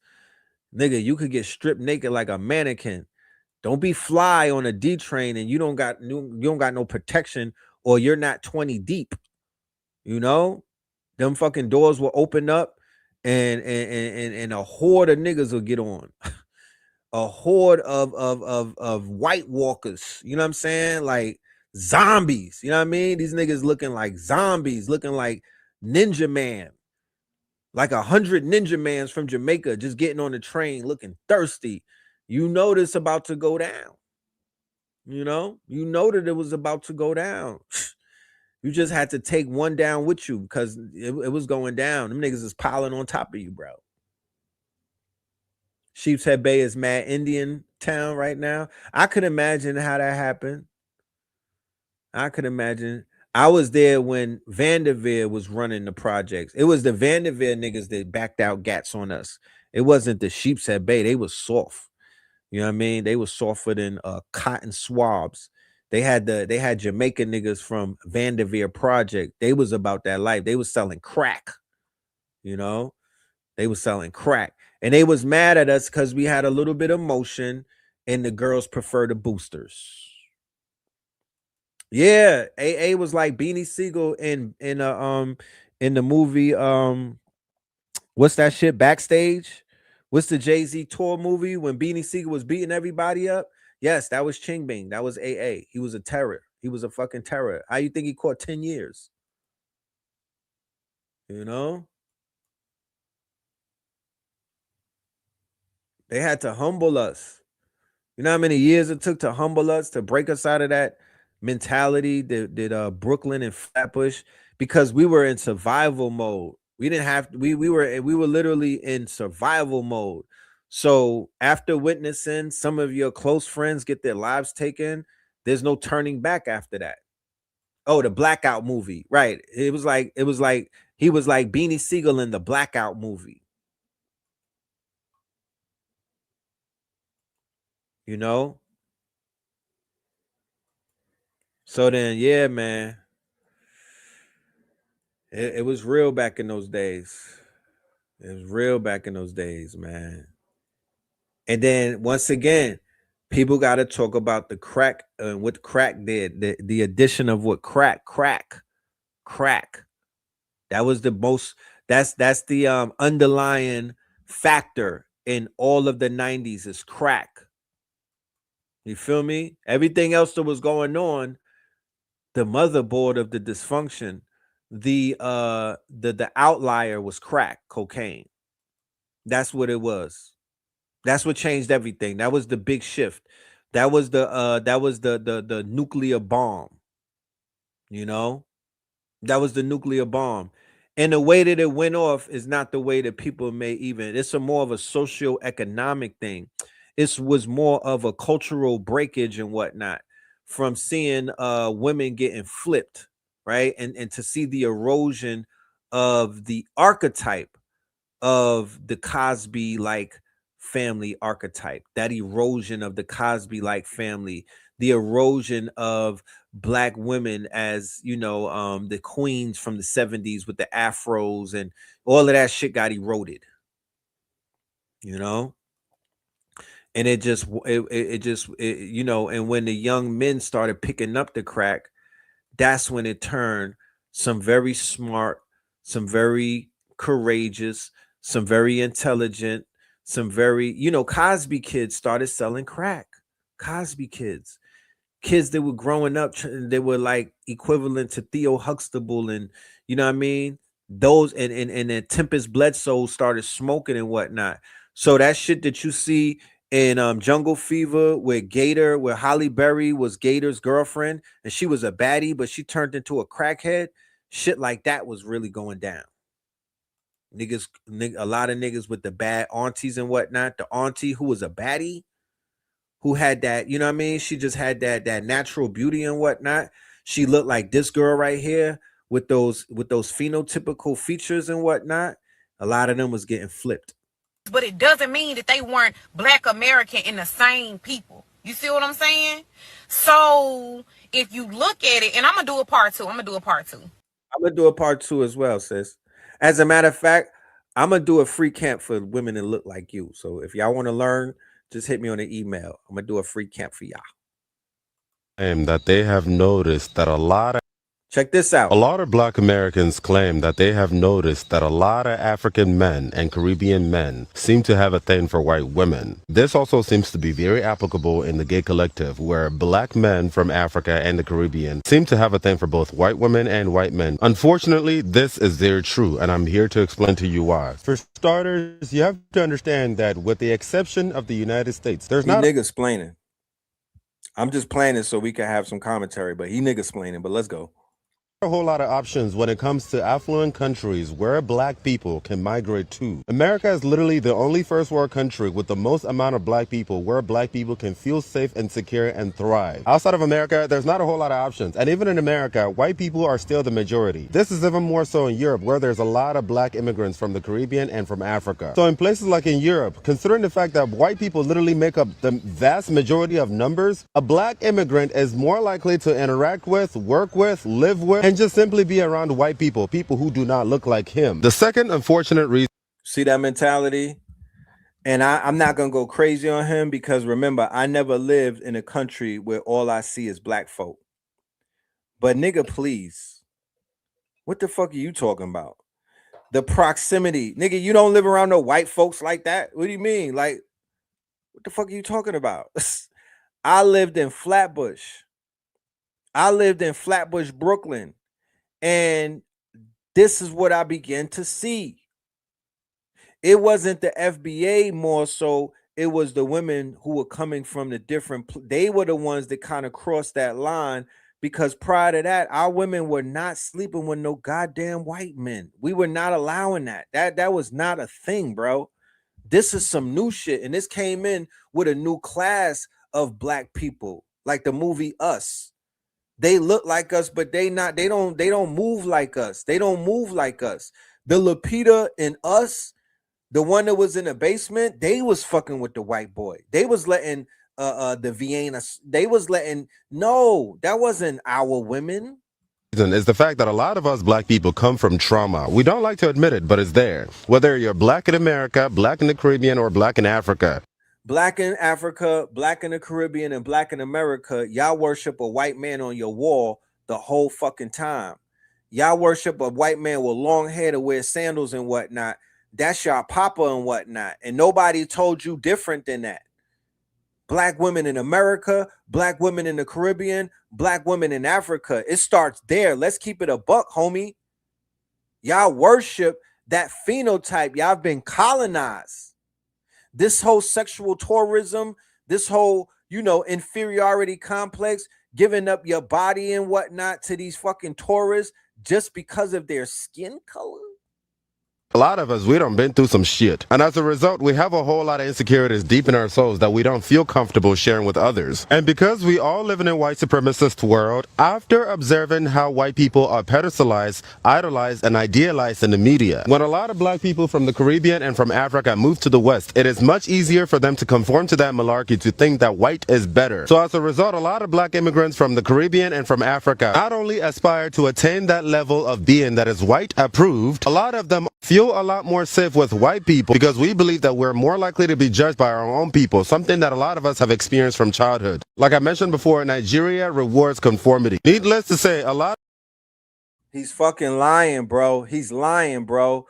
When y'all come to America, y'all see that the Americans over here had a disposition towards the pale faces, and y'all didn't like that.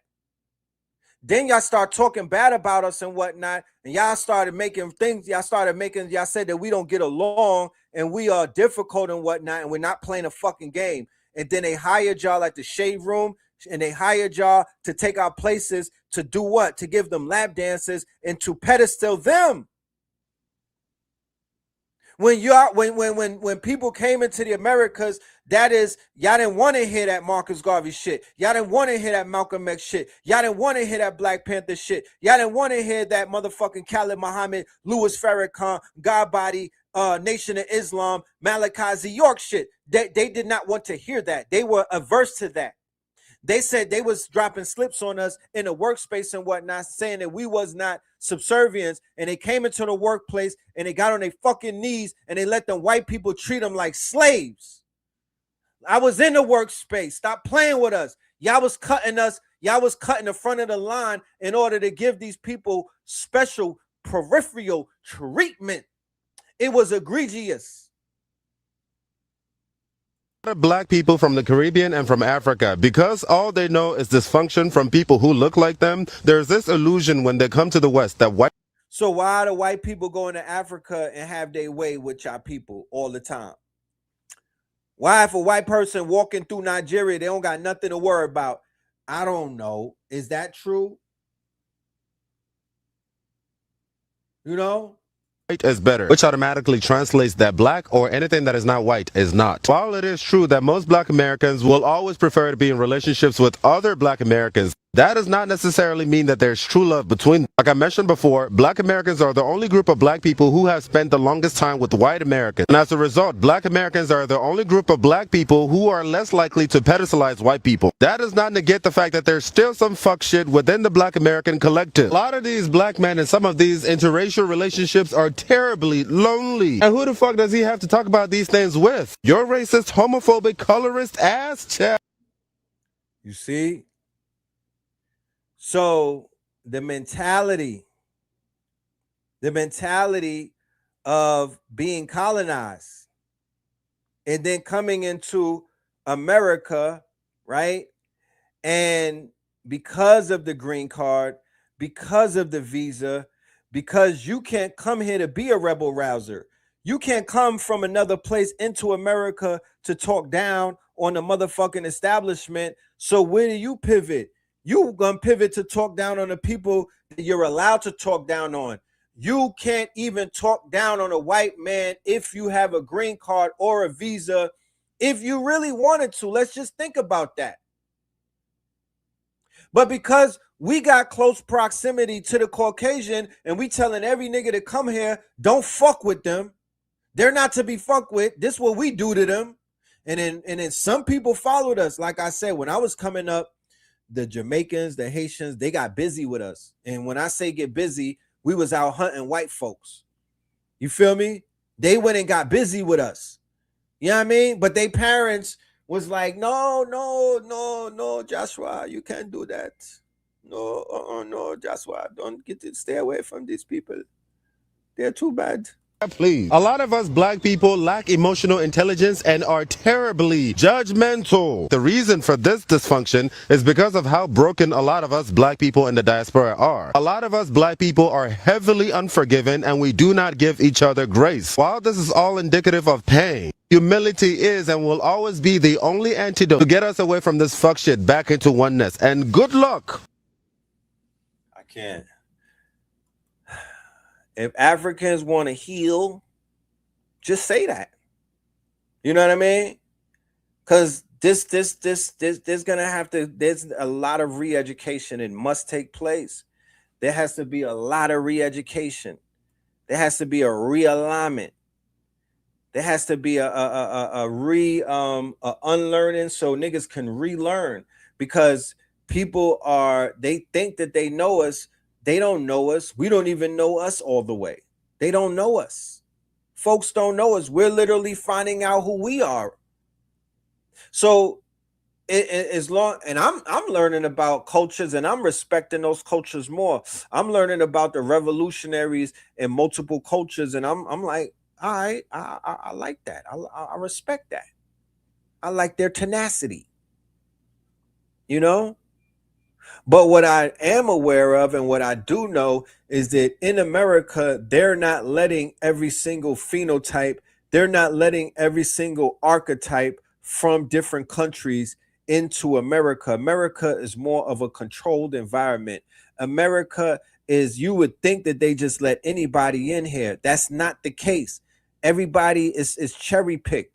Niggas is domesticated in America more so than they are like wild and what. They keep them people in them countries. Okay? Yeah, it's a filter. Ellis Island and the immigration and all of that. Nigga, that's a filter. You know? They are not trying to let every type of person of every type of educational background into the states to poison the minds of the people that are over here that need some waking up of. You know? And that might even go vice versa. You know? But let us continue. Epstein files, Jeffrey was emailing American biologist Robert. Not yet.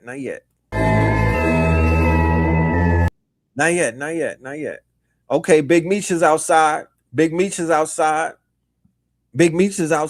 He's doing interviews. The big homie is outside.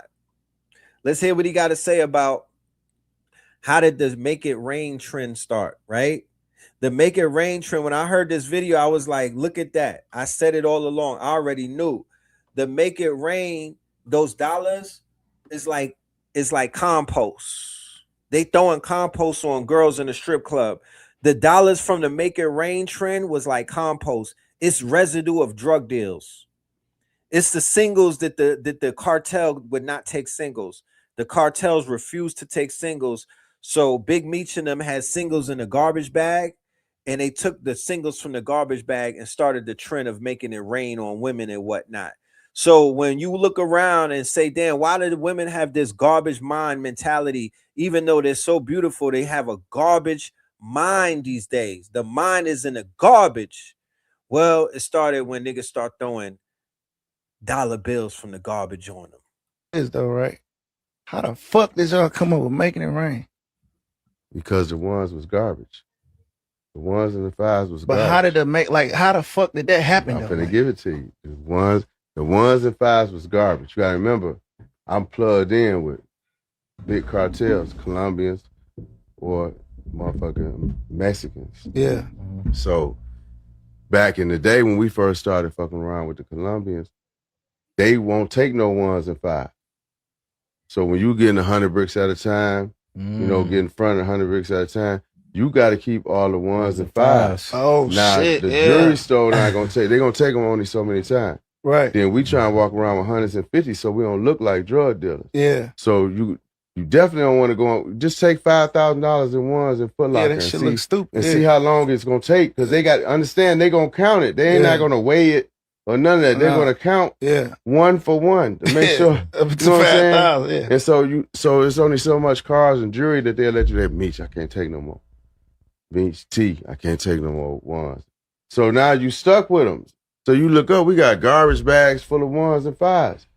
So guess what we can get rid of them at? Strip A club. strip club. That's They pay their bills, they pay for the kids, look out for the kids, Yeah. everything. Do that. So if I got $350,000 worth of 1s and 5s, we gonna go throw the $350,000. So basically, making it rain was giving back. Damn. Right. Right. And finding something to do with Look the at the ones. Chamber Brothers. Look at my brothers, man. See how far a black man comes giving back. Giving back. You know what I'm talking about? Don't feed the strippers. Yeah, they had. Yeah. Look at the video they did. I remember that video. in Yeah. the 80s. And they threw the Yeah. one. What we gonna do with all this? Yeah. We just gonna throw it I back. remember that give it video. back. He We said just it's in gonna the give video. it back. Okay, that's because that's Detroit way. That was our era. So now you make it, you turn it into make it rain, but they don't understand it's a method to your madness. It's two yeah. things that you're getting out of it. One, I'm getting more clientele attracted to. They like, damn, this nigga just threw my re-up money. You know what I'm saying? I'm trying to get out. Yeah. You can't beat them joining program. Mhm. You know what I'm saying? Then you got the girls. You done bless the girls. You got them dancing all night. You throwing one, showering them with money. Now the next man like, shit, I got to get my money together. I already know what kind of girl she is. And that shit built the brand They up. built the brand. Now, to make matters even worse, right? Because we want to talk about the poverty-minded consciousness, right? You know, I'm gonna stay on top of the Big Meech wave and whatnot, the interviews that he'll be doing, because once again, I'm about redemption. You know what I mean? One of the things that I will say when it comes to Meech, he has that leader mentality. He's still the OG, you know what I mean? And if he has a redemption campaign that he's on, where he's trying to turn things around and try to enlighten the people and not just sit back and give all of these fake ass cartel stories and shit like that, I'll let you know. I do know I heard Little Dirk on a jail call, and Little Dirk gave out a whole book list. And Little Dirk said that he is ready to change things. I told you about Little Dirk. I said that him getting locked up actually saved them from getting killed and whatnot. Sometimes when we see people get caught up, there's many reasons for why people get caught up. Sometimes you have to understand that there's a divine hand at work. There's divine intervention at work sometimes, because there's some instances where you were going to get killed. Now you get a return date when they put you in the Tiffany and those silver handcuffs, and your ass go up the river and whatnot. At least you have a return date. When your shit get pushed back, you're gonna return as either a roach or as a black baby and whatnot. But your ass is out of here this time around. Okay, so Dirk is trying to change. He is he's talking about he wants to turn over a new leaf, right? But this mentality of the strip club, this mentality of blowing money fast, this mentality of making it rain, this mentality of just, throwing money into the wind and whatnot. I feel that that's one of the reasons why Atlanta is poverty stricken right now, why so many people have lost, why the homeless rate is so high, why the streets is dead, why you can't get no more money. It's because the wastefulness has reached the apex. It's too much wastefulness. It went on for more than 3 decades, maybe 4, right? So this poison can't sustain itself, and it's eating it ate upon itself to the point where it's just all you're gonna see is the corpse of the culture, the corpse of it. All of this shit is just like all of the conversations at this point is just an autopsy. That's all you hearing and seeing is the autopsy. That's the only place where it's at right now, is the autopsy. You feel me? So to make matters even worse, and to show people that they've been getting jerked the whole time, they just raided Johnny Dang, right? Another person who's been leeching the community, because all of that them diamonds is moissanite and lab diamonds, and and our people have spent to the tune of 100 million, 500 million on, and so many people have died, so many wigs got pushed back, so many houses got broken into, so many people's mamas got pistol whipped and whatnot over moissanite, over lab diamonds. You know what I mean? Just frivolous spending, niggatry. Okay, and everything is coming out that y'all been getting jerked the whole time, and you were a backwards consumer. Y'all rappers jewelry fake as hell. Johnny Dang's Houston jewelry store just got raided by federal agents. Allegedly, he has been passing off lab-grown diamonds as real diamonds. It's being said that multiple complaints were filed to authorities over the last few years after Johnny Dang sold multiple customers diamonds for millions of dollars, claiming that they were mined overseas. Authorities notified multiple customers and encouraged them to go get their diamonds professionally tested, whereas they found out that majority of the customers' diamonds were fake. It's being said that Johnny Dang has defrauded customers for over $200 million. Diamond mining has been slowing down over the last 20 years, so they're saying that Johnny Dang could have been defrauding customers for at least the last 10 years. So if you bought a chain, a grill, a ring, whatever the case may be from Johnny Dang, 9 times out of 10 is probably fake. I remember Sauce Walker was getting in his ass and whatnot. He was going back and forth with Sauce Walker, and rappers in Houston was calling him out for the lab grown shit. You know what I mean? Jerking the people. Now they got the moissanite epidemic, and people are walking around with empty jewelry, and it looks crazy. It looks crazy. It sounds crazy. You niggas is crazy. Y'all crazy, man. But you know, a fool and his money will soon part. A fool and his money will soon part. Now, Jay-Z, let's get into these shows. Let's get into these shows. Let's get into the pillaging of our people through these quote unquote these tours and these shows and these things that are not given. Check this shit out. I was talking about them price tickets at the Yankee Stadium. And I was like, it is what it is. But I'm being real. You better bring it. You better motherfucking bring it. This shit better look like Kanye shit. I'm just being real. He took it to a whole nother level. All you artists out here, take notes. Don't be trying to give motherfuckers a regular show. It's not going to happen anymore. Those tickets, that's 300 plus. I better see Earth on the stage. Dead ass. I better see Earth. Kanye, you fucking dug in your bag for this shit. You a bad motherfucker. You a bad motherfucker. Exit, Jesus. I just need a few things from you. I'm gonna need that Sunday service choir album. I need another one. And I need Sunday services back. It was elite. I'm still playing the album today. And I'm gonna tell you how deep your Sunday service choir album was.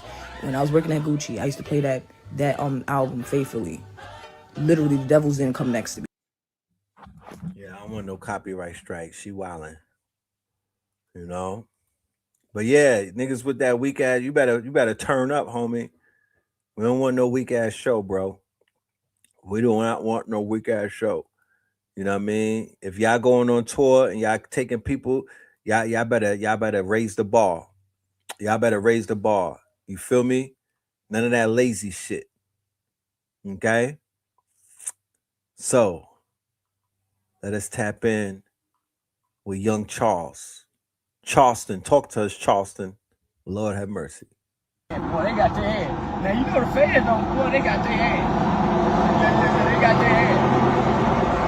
And it sound like Gucci cooperated. It sound like the victim. Gucci was a victim and gave his testimony. Come on over here with me, Gucci. It's all right. It's all right to go on and be civilian. Yeah. Come on. Yeah, this ain't that ain't yeah. Come on over here with me, Gucci. Press charges on their ass to the full extent of the law. That's how you get to niggas. Now, I don't hear nobody telling Gucci not to press charges like they trying to convince me not to press charges on Thug. I don't hear nobody calling Gucci a hoe ass nigga for pressing charges.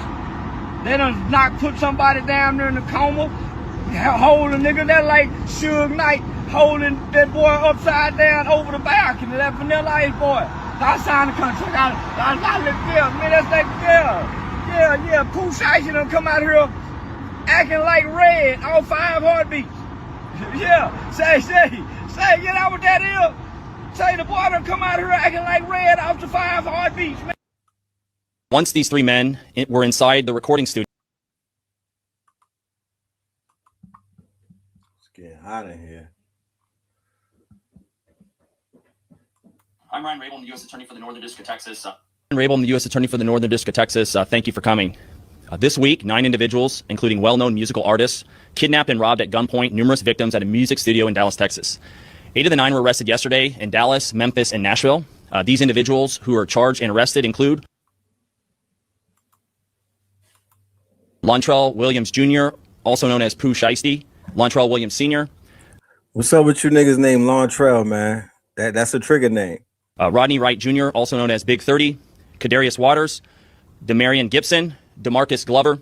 The DeMarcuses, the Lontaviuses, y'all, man. Corday Johnson, Darian. You Cordays out there, man. The Cordays, man. McDaniel, and Terrence Rogers has not been arrested. You Cordays.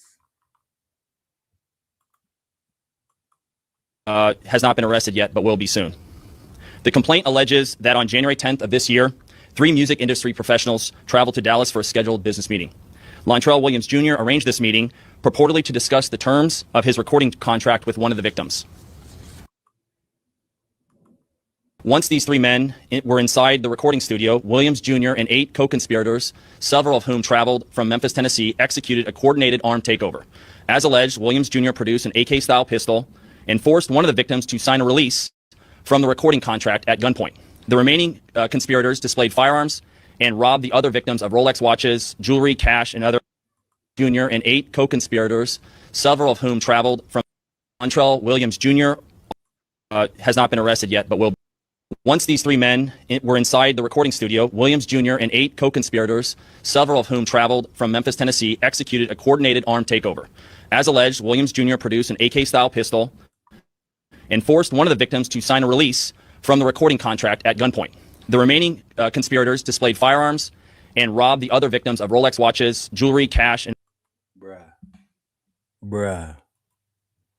Now, I heard about this story for a while now, but and I knew that it was going to crescendo into what we see right now, because one thing that I know and what people are going to find out, Gucci Mane's wife got them niggas locked up.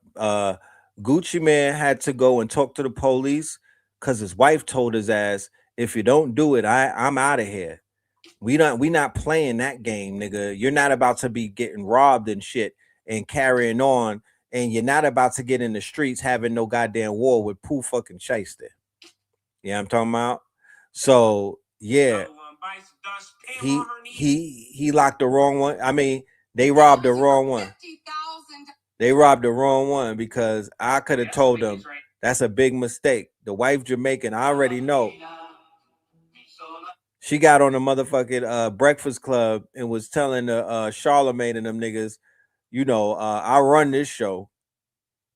I take his phone from him and I tell him when he could make music and shit like that. That the wife is running the show. She's controlling shit. She's a Jamaican, will do anything to keep the fucking bag. So yeah, she went to the police. I bet you when the paperwork come out, you know what I'm talking about? She went to the popo. That's kind of crazy though. I heard the story about Gucci Mane treating his cousin, Big Scar, who died of an overdose, and there was a discrepancy about like the 1017 chain. So when Pooh Shiesty came home, He didn't like how he was being handled. But to take a nigga to Texas, that's when I know you crazy. You went to Texas and did that? You robbed Gucci Man? You mean the man that got on Versus and rapped to Jeezy about how he killed his man? You mean that guy who disrespected a dead man? Oh, that's crazy, man. How could that happen? Shit, I didn't see that coming, you know? But getting locked up with your dad is kind of crazy. On a federal case, yeah, that's nasty work. And rumor has it his dad is like a OG. He get, his name is stamped in the streets for killing other black men. Yeah, I'm talking about. But yeah, this is a crash out of the year right here. This is a crash out of the fucking year right here. Yeah, but the wife told, and she gonna have that nigga Gucci with all his jewelry on in a tight ass suit sitting on trial, pointing his fingers like motherfucking Nino Brown. Yeah, he did it. Yeah, they went and robbed a clone. Fuck. They went and robbed a clone. That was some dumb shit. And then in Texas, of all places. So they not playing in Texas. They not playing in Texas. You feel me? They are not playing in Texas. So yeah, they finna send them boys up. I just don't know who's really doing the talking. I want to know if Gucci signed a statement or not. The shit goes deep. Another one bites the dust. Atlanta. What y'all finna do? Atlanta. Talk black to me. Ratlanta. We have some big news right now. God damn. Y'all can't get a break in Atlanta, huh? You've been sleeping a little more than usual. My niggas in the A can't get a fucking break, my nigga. Hold this L though. I think Young Thug going to jail from Charleston White. Gucci got robbed by Pooh Shiesty. It's going, oh man, Atlanta. If you've been sleeping a little more than usual and you've just been dragging ass and your emotions have been all over the place, don't worry, girl. I swear it is quite literally the full moon. It's been full mooning more than it's ever full moon before. It's quite literally outside full mooning, fucking with all our... Oh, not yet, good Eva. Not yet, good Eva. Not yet, good Eva. Before I go there, I got to show you this because as a result of the Pooh Shiesty investigation, rumor has it that they're about to take down Empire Records and whatnot. And Cash Patel is rumored to be investigating Empire Records because of the shady business deals that they've been rumored to have with artists who coincidentally died after these quote unquote discrepancies with their label. Hint, hint. I talked about this many, many years ago about the fact that these artists were being killed at an unnormal rate at one record label. It became a graveyard. So now the FBI is investigating Empire. FBI Director Cash Patel reportedly announced yesterday that an investigation into Empire Records is underway, stating that once sufficient evidence is gathered, the entire company could face charges. This development follows claims that artists like XXXTentacion, King Von, Young Dolph, Mo3, and PNB Rock had issues with payments from the label before their deaths, something Patel reportedly described as odd and suspicious. Damn, so what they trying to say, niggas, Empire's knocking niggas off, or is that what they're trying to say? Are they trying to get people for their MP ski cheddar cheese skis, or what is P trying to say? Like, that is pretty... Bro, what am I even thinking? I know what he's doing. Bro, it's too many black people asking about them Epstein files. That's what it is. That's what he said. There's too many black people asking about these Epstein files. What do we got to do? I know how to distract these niggers. We'll talk about Empire checks and dead rappers. That'll get them. Nah, but open up the rabbit hole. Go back down the rabbit hole that we're interested in, nigga. Release them Epstein files. That's what you need to worry about, P. Good looking, though. Nice try. Nice try. Anything to do but to release them goddamn files. They doing everything and anything. They started a whole entire war. They fired the goddamn district attorney, and they're gonna be, Pam Bondi is gonna get all of the blame. She's gonna get all of the blame. Yeah, she destroyed 3 million of those files. We had to fire her. She was drinking one night and just acted crazy. We'll deal with her, right? Yeah, man. But yeah, wait, hold on. Wait, what? I got an incoming call from Atlanta, from the trenches. What they want with me? Oh, they want to talk about Gucci real quick. Oh, they got okay, hold on. Yo, Atlanta's tapping in, y'all. Hold on. I speak for all ATL niggas when I say we don't give a fuck about Pooh Shiesty, Rob, and Goo-Wop. Don't nobody, we ain't gave a fuck about Goo-Wop in the last couple years. Nobody give a fuck about Buddy. Buddy went against Atlanta and started signing niggas from out the city. We had faith in your pussy ass. Way from back in Sun Valley days. We thought you was gonna help us up out the war. You ain't got some more niggas from a whole nother side, and all them niggas done died and passed on, and the last one of the Mohegans robbed your pussy ass. I don't give a fuck about that, boy. Take him with you. God damn. What the hell? What the hell? It's crazy in these streets. Man. So yeah, Pooh Shiesty about to be a terrorist side of the feds right now. You know what I'm talking about? It's gonna be up and crazy. But yeah, man, I'm glad that the brother didn't get hurt. You know what I'm saying? At the end of the day, I'm glad that the good brother didn't get hurt, because that could have been tragic. You know what I mean? To get your life thrown away over a contract dispute and whatnot. But yeah, people that do anything to get out of them contracts. I heard that he was being offered some money by your boy. What's them people? CMB, Yo Gotti and them, But yeah, they saying Gucci helped the U.S. Department appoint him out and whatnot. And of course, he was wearing the shiesty mask when it went down. But yeah, they said that old boy cooperating. You know what I'm talking about? They said old boy cooperating. Interestingly. All right, check this out, boss. Ain't no motherfucking way. Ain't no way Pooh Shiesty that motherfucking dumb, dog. 90 days out the feds, 90 days. You nigga got out in October. And within 90 days, you pull some Suge Knight with some Eazy shit. You know that didn't go well for Suge back then, and there wasn't no cameras. So it was just stories of niggas making Eazy sign Dre up. I was like, what type of shit you on? And I know a lot of niggas like, man, Gucci told, Gucci shouldn't have. You damn near forced the nigga hand. Gucci got a motherfucking FBI as his security. You think Gucci told? Nigga, what about his security? What about the niggas who was with him?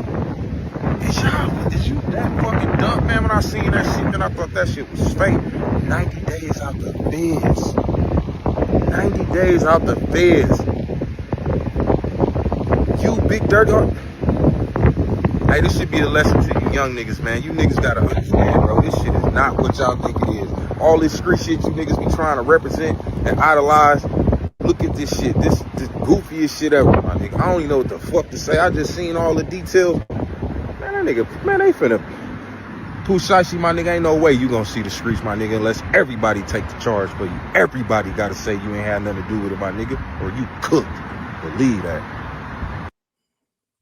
Yeah, man, the streets is gone, man. If anybody had any questions about the condition of the streets, or where that shit stands, and just in terms of, man, whole as L, that was a real corny one right there. Oh, hold on, another Atlanta. Damn, the hood calling in, man. Hold on, man. Shit. When it comes to street rap, trap rap, or whatever, you got Gucci and you got Gotti. They the biggest. They like in the 80s or whatever. They like Russia and the United States. They can never just full-fledged beef with each other, because if they do, it's gonna be it ain't gonna be like the Drake or Kendrick Lamar. It ain't gonna be like the Dirk and YB. Niggas gonna have to actually choose a side, because both these two niggas gangsters as fuck, bro. Both these two niggas are about that. Both these two niggas on the surface change their life around, but still dibbing and dabbling, or whatever. Keep a bunch of street niggas around them or whatever, but not too far. I mean, not too close to where they can get their ass locked up. So they been fighting little proxy wars, like, Like like the United States and shit be doing, and Russia and them be doing and shit like that. Like they fight against each other through other motherfuckers and shit. Like the Dolph and Gotti beef, you know. Then you got shit. I mean, this right here, the Pooh Shiesty shit. Like they didn't think this shit through. They thought that they was only beefing with Gucci Mane, bro. Gucci is a businessman now. You're not beefing with the same nigga. That's why he had a off-duty police with him. Because he can't associate himself with street shit no more. Because if Gucci go down, it's raps for that nigga. If Gotti go down, it's raps for this nigga. Y'all don't think the feds been watching these niggas? They been watching these niggas. So these niggas can't beef with each other. So they beef through other motherfuckers. Pooh Shiesty, they didn't, and you know his old dude, they didn't calculate this shit the right way. They thought that they were still dealing with street nigga Gucci. Gucci not with no street niggas. They said he had a cameraman with him, a white boy, and an off-duty police. If he was on the street shit, he would have had some street niggas with him. But he a businessman. He can't do the same shit that he was doing once upon a time. So y'all went in, robbed this nigga, or whatever, made him sign some shit over. Now you just got shelved. You just got your career shelved. Cause we ain't heard another song from Pooh Shiesty since FDO. Gucci got this man's career in his hands. On top of his life and his freedom right now. And y'all think Gotti probably got some lawyer money for him, but he can't go full-fledged with this shit and trying to help this man beat this shit. It's over with for them niggas. And like I say, Pooh Shiesty, for his old dude to be against this shit too, he ain't think this shit through too. He ain't think this shit through. Like niggas be so caught up on street shit that they forgot, bro, this is the rap business, not the rap streets. You can lose in so many ways other than pulling a motherfucker strap out, popping a motherfucker. If I own your whole music, I own your catalog now. I ain't never gotta drop another Pooh Shiesty song ever again. That's why y'all seen Pooh Shiesty doing ads and shit like that. That rap money is gone. That shit is drying up. And Gotti probably hit him with some love money and shit. But these niggas finna fight the feds, bro. And the off-duty police officer and that white videographer, they finna go all the way. They're going all the way. And they don't have to stick to the G code. Gucci don't even gotta take the stand. So you niggas crashed out. You know, I'm thinking that Gotti was gonna be able to save y'all from this shit. He can't. You know what I'm saying? I mean, to y'all was just used as like collateral damage. Because I'm pretty sure Gotti knew this was a possibility that this shit can happen too. But, you know, we just gonna see what's gonna happen, bro. It ain't looking too good for them boys, man. Big 30 fat ass on the run, boy. GG's. Feds ain't. GG. Crazy ball heads, you know? Crazy ball heads. Yeah, but y'all gotta get that street shit up, man. This shit is nothing but a Oh, Cash Patel? Oh shit, hold on. Meet Cash Patel, FBI director.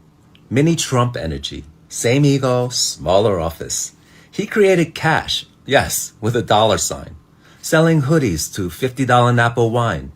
But his biggest move? The plot against the king.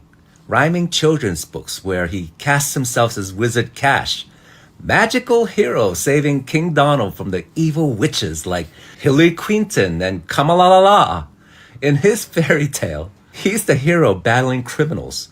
In real life, while someone was actually protecting his king, Secret Service taking down an armed intruder at Mar-a-Lago, Cash was in La La Land, literally, partying with hockey players in Milan. The wizard couldn't be bothered when the actual castle was under attack. Now, here's the real grift. The Cash Foundation. Supposed to be charity.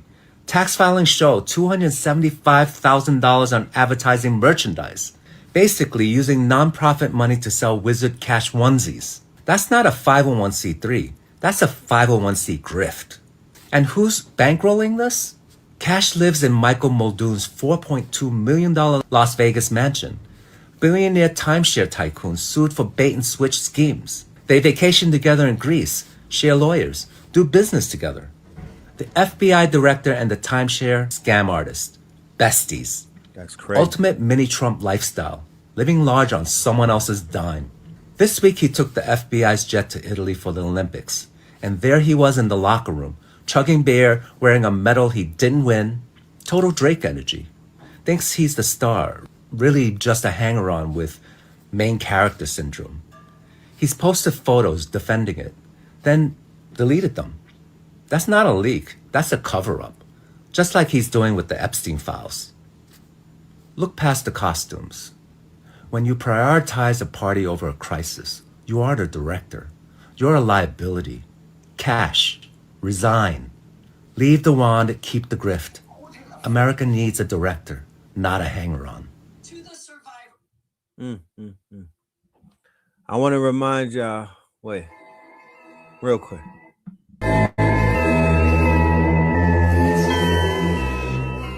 Ambrosia is when you take blood from young mammals, give it to older mammals, and they get a huge benefit, okay? And The rich technocrats are now setting up a company called Ambrosia where they pay $8,000 for pints of blood from young people to old. Where did this come from the literature that you guys may have come across it?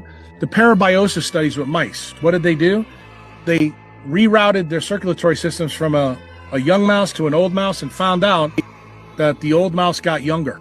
And that's where it originally began. But who do you need to know where all this stuff came from?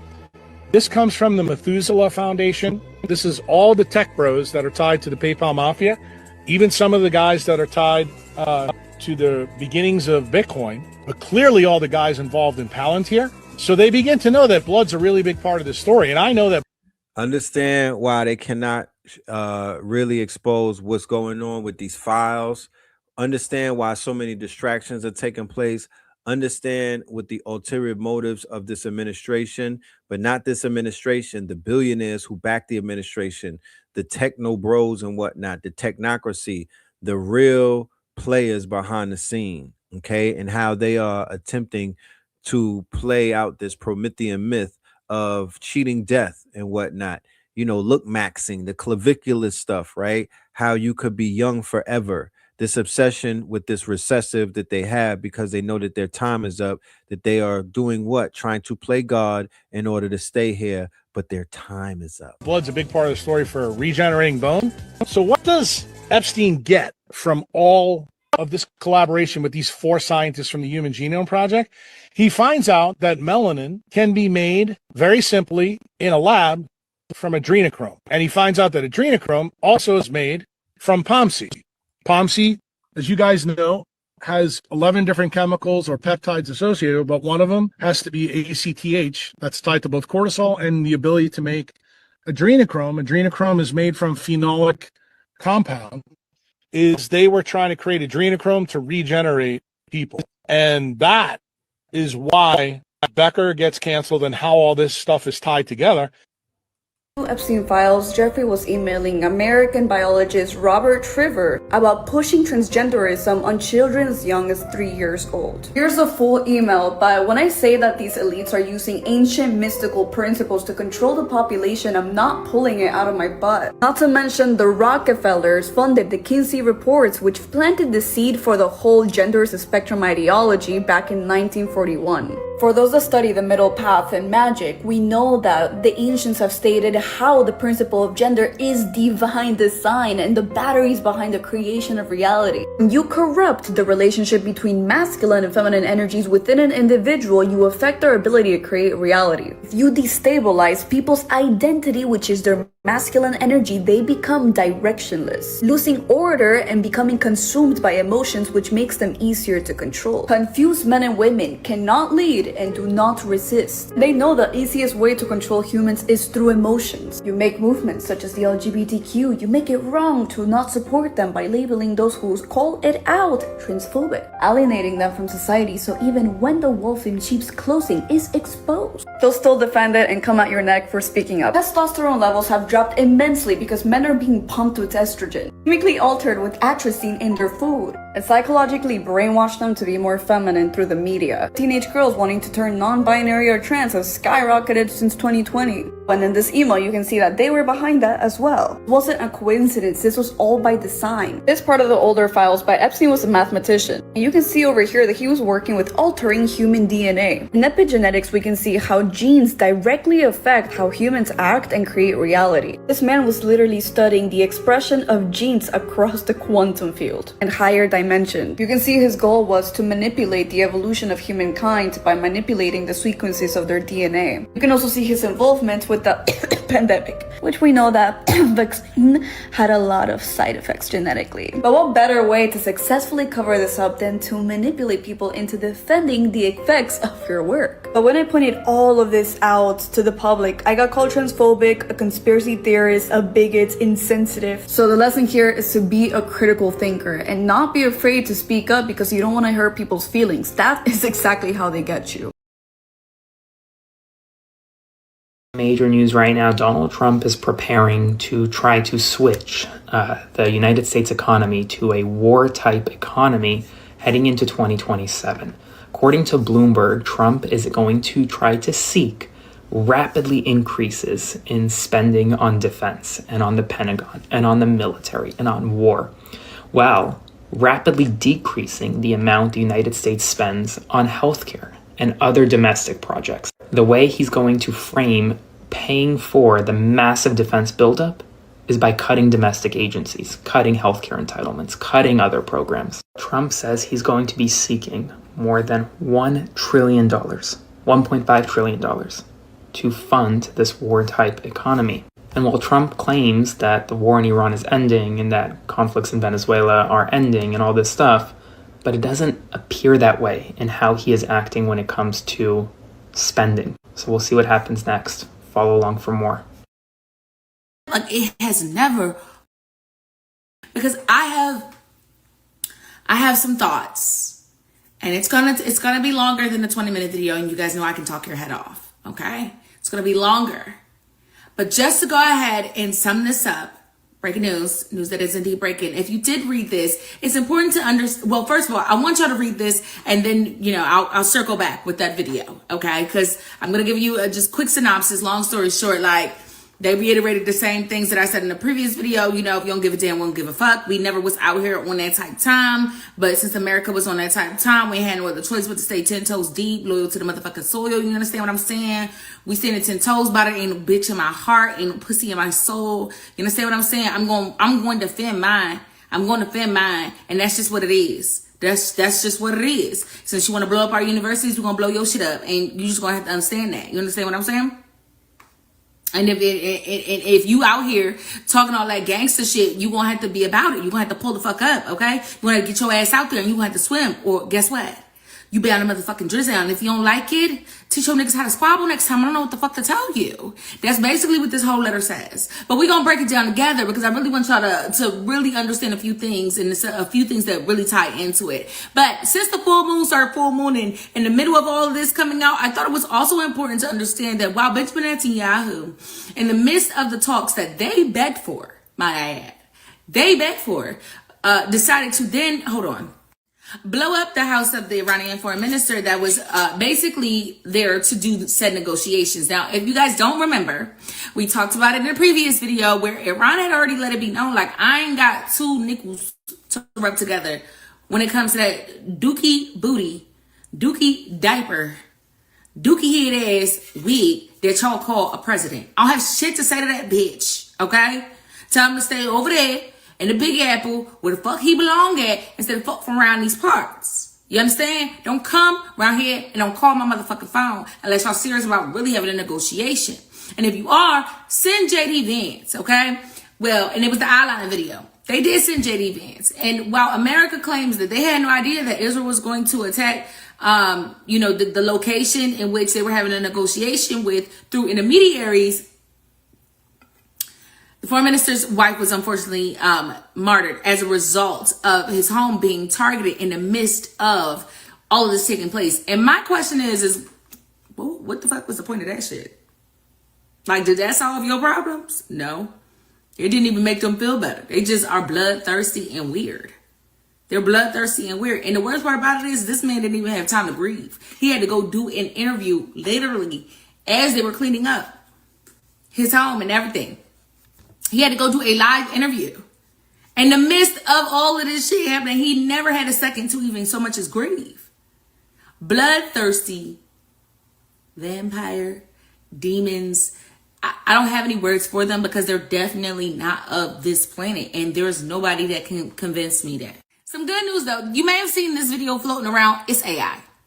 It's AI, girl. It's AI. But it does perfectly paint a clear picture of what's truly going on the ground over there in Tel Aviv, because again, they are saying on Israeli channel News 13 that every time Iran ups the ante, the next strike that they do after that, or if they, blow up another school in Iran keeps upping the ante, and they're currently suspecting that Iran and Hezbollah are both testing new missiles on Israel, in which I said, that's what the fuck y'all get. Wasn't y'all just doing the exact same shit in Lebanon, Palestine? Now all of a sudden it's an issue? Nah, you be all right.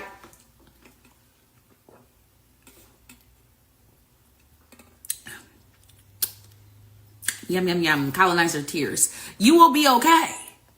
You will probably live. I don't know. Why didn't you leave? Isn't that what y'all told the Palestinians? Isn't it being argued right now as we speak? This is more fucked up Tel Aviv. This is more fucked up Tel Aviv. I have some photos of Ashdod. Is that how you pronounce it? Who gives a shit? Make Tel Aviv Jaffa again. Jaffa. With a J. I believe it's Jaffa. Make it Jaffa again. This is exactly what was written on the side of that missile when it was fucking Tel Aviv up. Yeah, they out there redecorating everything, rearranging Israeli membranes in real time. And I am here for it because, isn't it being argued at the set as we speak that it's okay to kill Palestinian children as long as it helps meet AFROs. So the same can be said for what is happening to you guys. The same can be said about the hundreds of thousands of soldiers and Israelis that have all been wounded and killed as a result of the war that you begged for and that you started. The same could be said about you guys, because if you are of this planet, that means that you are of a shared consciousness, right? And if we all are in the exact same energetic field, i.e. the same atmosphere and on the same floating rock, what you put out into this universe is sure to come back to you. So if that is the truth, what you're putting out there, you should be okay with it coming back to you.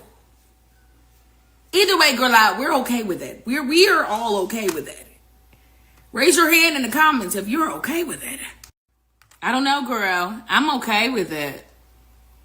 I'm all right. It sounds like that karma. It spun the block, bent the fuck out the block like a boomerang. Like your daddy's headline. That's what it's giving. Karma Brown came up and snatched your imperialistic ego like a thief in a motherfucking night. All that white privilege and them white privilege cards, they were declined. And speaking of white privilege cards being declined, God is in the neighborhood.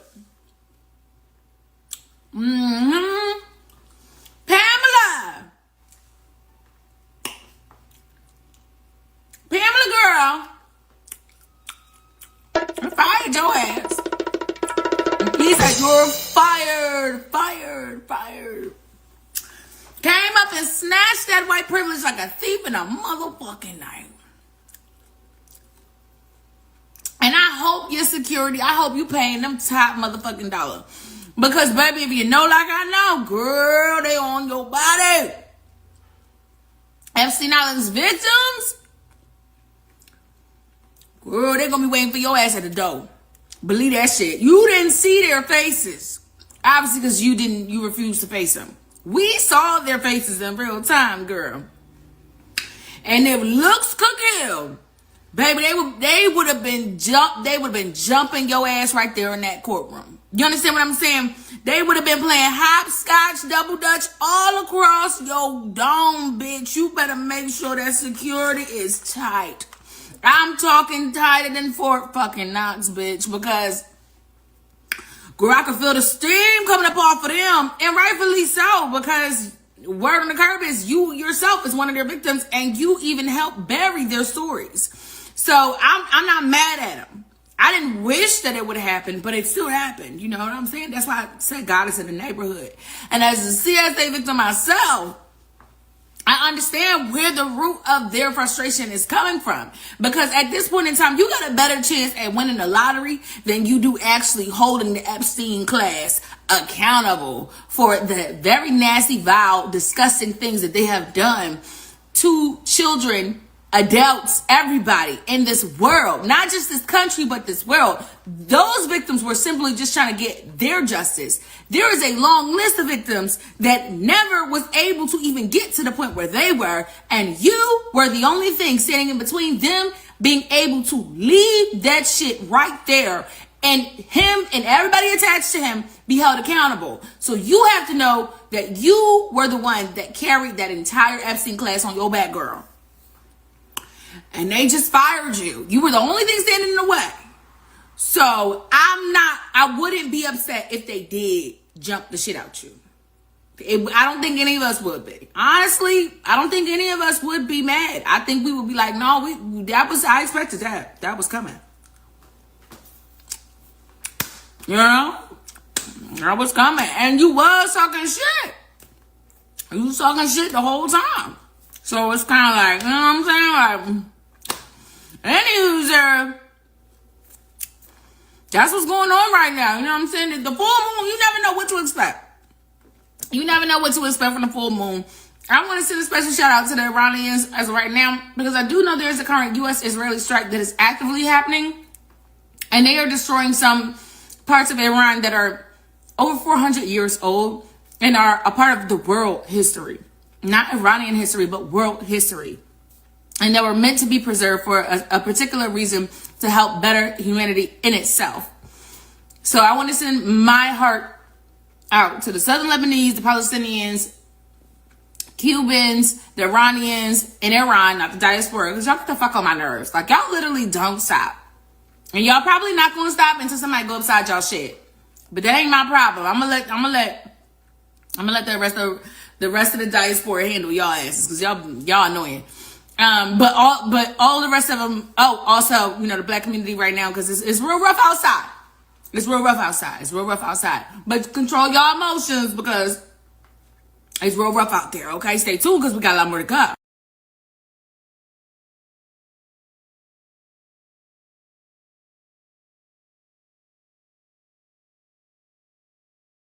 Real quick, I want to show you what it is that she's talking about with some of these places that are being destroyed that were designated heritage type of spots and all of that. You know what I mean? These are basically like landmarks and shit. Wait, what? Hillary? As in Clinton? She got something that she wants to say?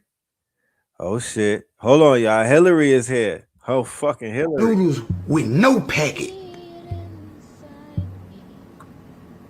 Cereal with the canned milk. The powder milk. No milk. Waffles, no syrup. Jelly. I ate noodles with no packet. Cereal with the canned milk. The powder milk. No milk. Waffles, no syrup. Jelly. No jelly, nothing. Nothing. Yeah, that was Hillary pulling up. She just want to remind y'all about the struggle. You know what I'm saying? Y'all out here thinking shit sweet and everything, but it's not. Okay. Ain't shit sweet. Things we had to do to get here. No merc. No merc. Let me see.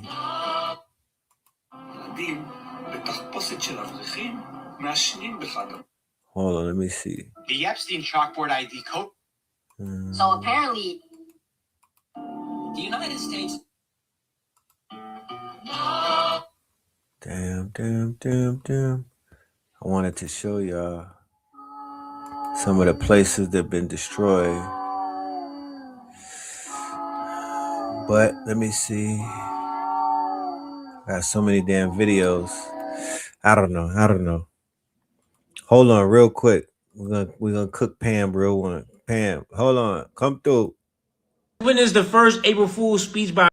Nah, not that one. You got something on Pam, right, son? You was talking to me about Pam earlier. Let's see what we got. To the survivors. This was what Pam was talking about. To the survivors in the room, if you are willing, please stand. And if you are willing, please raise your hands if you have still not been able to meet with this Department of Justice. Please know for the record that every single survivor has raised their hand. Attorney General Bondi, you apologized to the survivors in your opening statement for what they went through at the hands of Jeffrey Epstein. Will you turn to them now and apologize for what your Department of Justice has put them through with the absolutely unacceptable release of the Epstein files and their information? She wouldn't even look at them. She wouldn't even look at them. This is literally the district attorney, ladies and gentlemen. She wouldn't even look at them. Bites the dust, Pam on her knees, Bondi, fired. Might play my saxophones, man. Wicked Witch of the West is gone. Staying true to her nickname was begging Donnie T, please don't fire me, please. Right before his speech about nothing to Iran, he said, nah. You fucked up. You're not defending pedophiles well enough for me. And what that means, you're done. Maybe she's going to be special envoy of Mordor. Who knows? But she's no longer AG.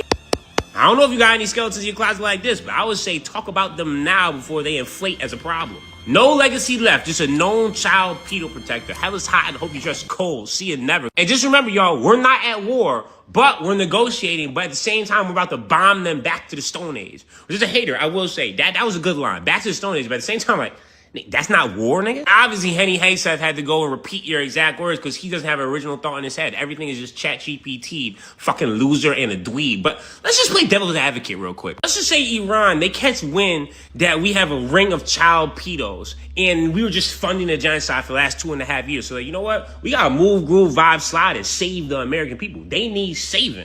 And so the first thing they decided to do is just blow up the White House. March Vare, you guessed it. Death. Shit me, Rambo, Norris, like, why simply for vibes? And Iran's not even here because they want to be here. There's a different country like Iraq that just dragged them in. But it's not war, though. They're like, no, this is just operation. Those are child pedos, and we're protecting y'all. Now, we did blow up that school with 175 children in it, but it's still not war, though. This is just operation. You understand how insane and iniquitous that sounds out loud? But we're not finished yet. Then we stay for 2 weeks, and we just start throwing mad threats out there. Like, oh, yeah, we're going to start bombing your electrical shit, all your oil fields, and really just going to take that. And we saw your sanction in Cuba, so we're going to take all that as well. And, oh, we have this oil tank coming through from Russia. It's going to be moving, vibe, and sliding to Cuba. And you're not going to be able to do anything about it because you're a pussy. That also actually happened. But this is still not war, though. And then Iran kills a couple more people, bombs New York, bombs LA for a while, couple civilian deaths, but they're bombing leaders. You know what I mean? But it's still not war. This is just an operation. How do you think American people would feel? They'd be like, oh, nigga, fight back. We're at war. And then 32 days comes, and then the Iranian leader gets up and he's like, man, look at all these other wars we fought. Right now, we're in an operation for 32 days, and we killed their child pedo protector leader. And yeah, of course, we killed a couple children, but I mean, that's the price of war. That's the price you pay. We're saving the American people. And this is after the American people are going crazy on social media. Like, oh, wait, nah, nigga, like, he was bad, but like, don't just bomb him. What the fuck is going on? You just killing people. He sucks, but like, you know what I'm saying? JD Vance just took over and Hagseth just took over. Like, this is not a real regime change. This is the same motherfucker. You get that, right? You see? Some big news right now. Pam Bondi reportedly begged in the White House yesterday to keep her job as Attorney General of the United States, and Donald Trump was not having it. That's according to new reporting from the Daily Mail. Now, a lot of questions are remaining. Why did Pam Bondi get fired? And a lot of people are speculating it's because of April 14th deadline, where she would have to testify in front of the House Oversight Committee on the handling of the Epstein files. Well, members of Congress are saying just because you're fired doesn't mean you're absolved of having to testify. They are still pushing to have her testify, and there is a bipartisan lawful congressional subpoena issued to her. She's going to have to testify even if she's not Attorney General. That's what members of Congress are saying right now. Now, according to reports, the reason why she was ultimately fired is because apparently she may have leaked to Eric Swalwell about an investigation that FBI Kash Patel was looking into. So That's where we're at right now. I know the Dow Jones is sending Pam Bondi thoughts and prayers today. I'll have another update for you soon.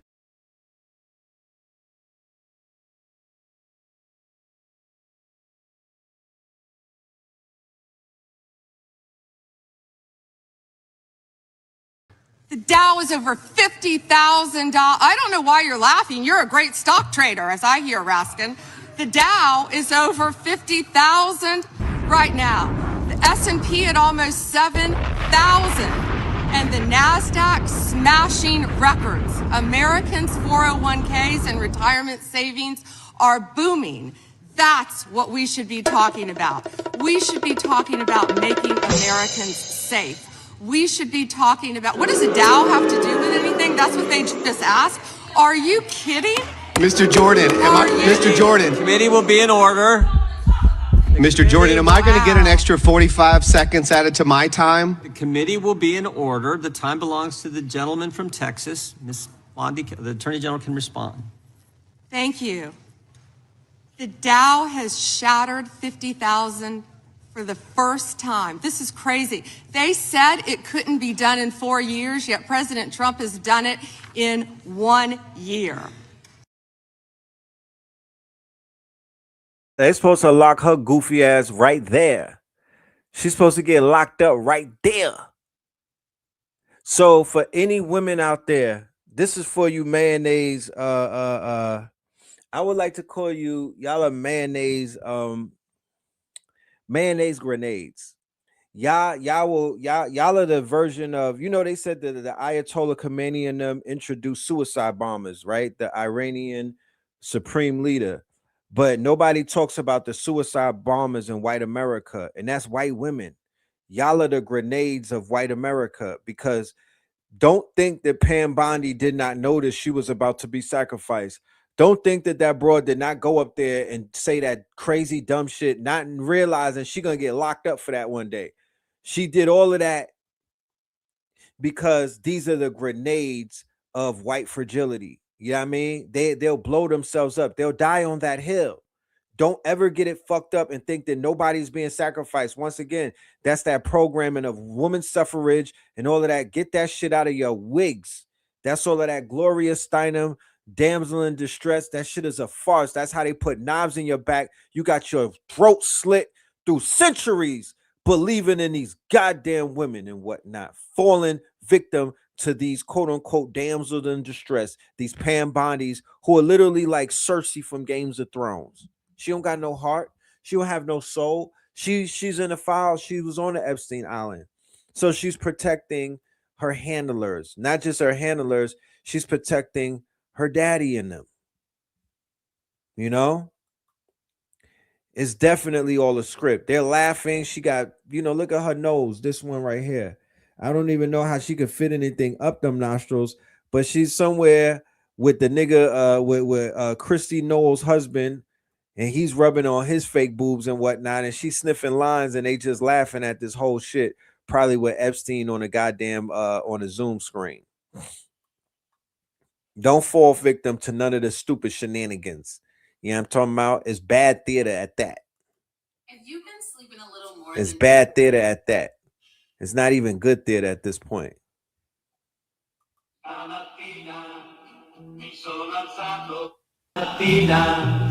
Mi sono alzato, oh bella ciao, bella ciao, bella ciao, ciao, ciao. Stamattina mi sono alzato. We're going to come back and we're going to talk about the death penalty in Israel, how they're about to execute 10,000 Palestinians and how they were popping bottles, celebrating and having fun. These people's fangs are all the way out, ladies and gentlemen. You've been warned. Don't ever say that we didn't warn you, but we letting you know what it is and what it's not, and you know what it's not. So with that being said, ladies and gentlemen, we're going to conclude this episode and whatnot. I want to say thank you all for your time. Thank you all for your attention. Don't forget that we have on Saturday a free workshop at 8 p.m. It is entitled The 10 Claw Commandments. Rest in Piss Hollywood. Yes, rest in piss, Hollywood. It's over for y'all. You know what I'm talking about? It's over for y'all. Your days have come to a close, and we here to collect. All right. The 4-4 masterclass, 10 claw commandments. This is going to be one for the record books. Make sure y'all tapped in and whatnot. You could scan the QR code and you could go and register. It's for free. So take advantage of it. Okay. I'm giving it. This is a give back to the people on 4-4. So I could be tapped into the 4-4 energy. Shout out to Blue Pillar. He is going to address everybody about his presentation and when that's coming and whatnot. Salute to Blue. You should see us before Saturday. With that being said, let me go ahead to my sponsors. Y'all saw when they said Iran said pay us in crypto, right? You saw when Iran said y'all could come through the Strait of Hormuz, but you got to pay us in crypto. Diamonds is dancing like they offering discos. You know what I mean? So we've successfully ventured into a crypto heavy economy. The shift is here. Oh, before I forget, we had brother Heyru on the show Wednesday. We started our Wealthy Wednesday show. It came on 9 a.m. We doing Mondays for health, Wednesdays for wealth. All right. It's brother Heyru and my good brother from Alabama, brother Anthony, and his radio station, Sankofa Revolutionary Radio. We have joined forces and platforms and networks, and we're going to be bringing you Wealthy Wednesdays and Healthy Mondays. I mean, 9 a.m. on the wake up. On the wake up right here live on YouTube. You get to tap in for an hour or hour and a half. You can also ask questions, but go and look at the episode that we just did. It's in the archives. He was dropping big jewels on the finances, and he was able to show off his charts and how much money he's been making over the past few weeks by being an educated trader. So with that being said, I'm going to take us out with the sponsors, V-Cell CMOS. Make sure y'all get y'all CMOS. Make sure you get healthy. The sun is out. Spring is here. The vitamin D, the zinc, the magnesium, all of these things are very much needed right now. So make sure you're not malnourished and dehydrated and you start feeding your cells.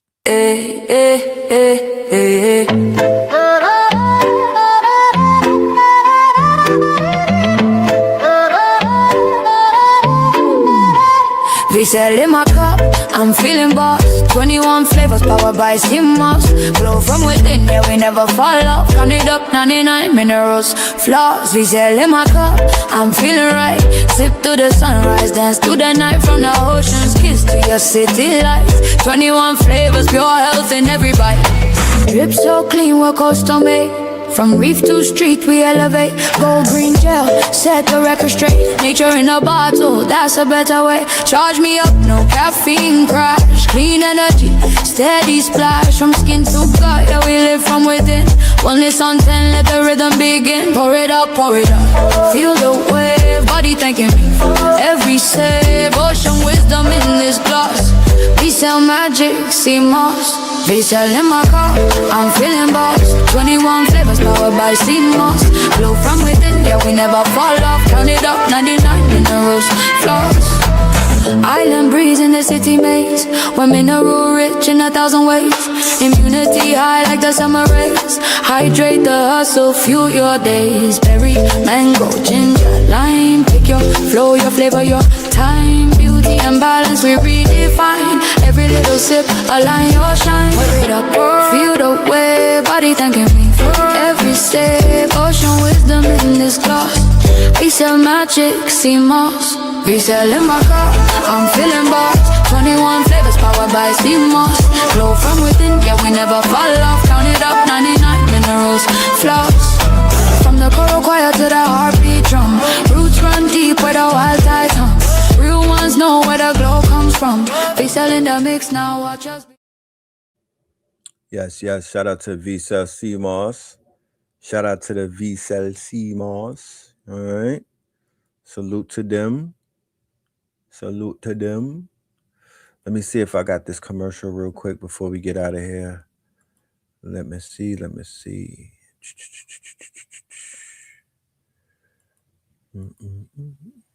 Okay.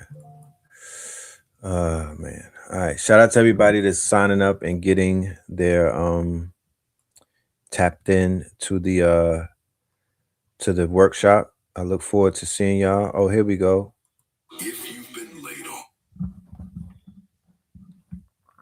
Here we go. Here we go. This one right here, ladies and gentlemen.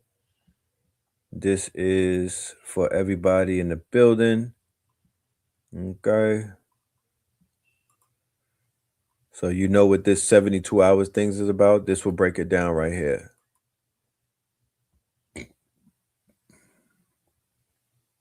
You've been laid off, passed over, or just tired of building somebody else's dream. Listen close, because what's happening right now in AI is not a trend. It's a transfer of power, and the window is open. There is a new class of operator emerging. They're not coders, they're not corporations, they're the designers, the visionaries, the builders who finally have a machine that matches their imagination. It's called the Claw Bot, and it doesn't just generate ideas, it executes them autonomously, on command, while you sleep. The agentic AI boom is here. Agents that write, build, publish, automate, and operate without hand-holding. And the people learning to command them right now. They're the ones who are going to own the next 5 years, not the ones waiting for a job posting, not the ones watching from the sidelines.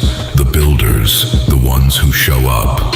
That's why we built the OpenClaw 72-hour boot camp. 72 hours to go from zero to operator. You'll build your first clawbot, deploy your first agentic workflow, and walk out with leverage you can monetize immediately. 3 days, real skills, no fluff. The revolution doesn't wait, neither should you. Link is live. Get in where you fit in. The evolution will be digitized. Yes, indeed. Yes, indeed. That right there is for the 72-hour workshop / boot camp that we have coming up. You could get access to that by scanning the QR code. Let me throw it up real quick. It's going to be right there in the upper left. Yeah, if you scan your phone over the QR code, it'll bring you to the Eventbrite, so you could be a part of the 72-hour boot camp. And we also have the workshops on Friday for the Imaginarium.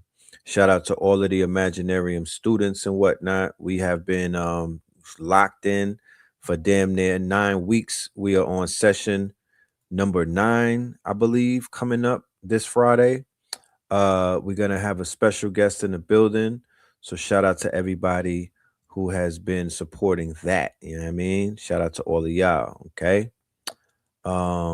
Yeah, so with that being said, ladies and gentlemen, that's about it. You know what I mean? Let me see real quick. Hold on. I did have one commercial.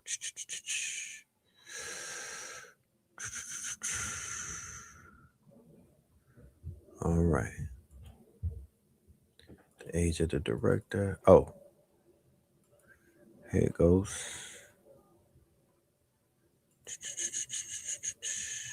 That's just the one. Let me see if this has the vocals on it.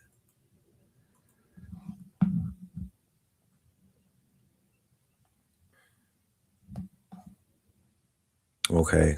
So yes, Imaginarium workshop, ladies and gentlemen.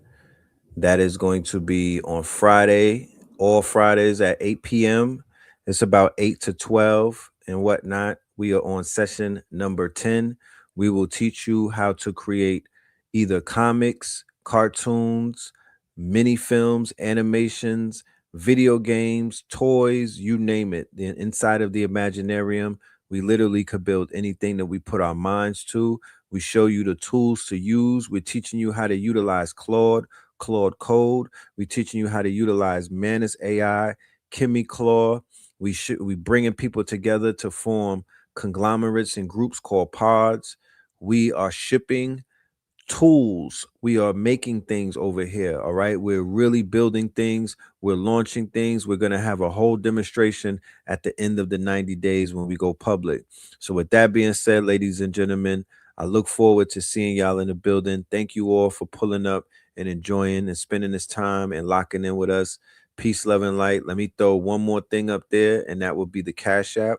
And that is for anybody that wants to show some love and show some support for the channel, okay, and to leave a tip after we get this food for thought. You know what I mean?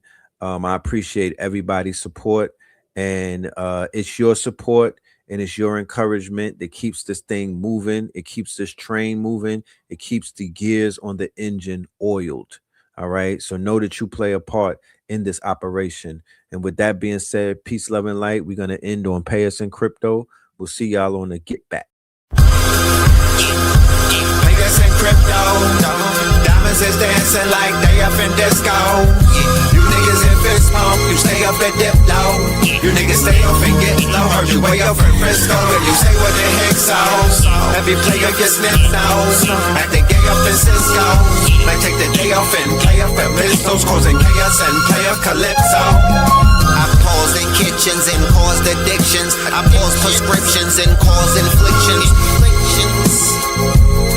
Lil Bixby playing in stores and bricks and on the dark web. You gotta pause every doors, cause encryptions. Tesla engines, pause the pistons. I seen every floor I leave sore and listing. For that action, they sponsored the Bronson. They was hooked on that shit like Johnson and Johnson. That freeway, Ricky Ross, straight out of Compton, straight out of Bumpton. Red on blue, violence in the land. The projection of the will, the perfection of the kill, the reflection of the pills. I'm a frontline soldier, I'm no doja. These crystals not for focus in crypto. Diamonds is dancing like they up in disco. You niggas in fist pump, you stay up and dip low.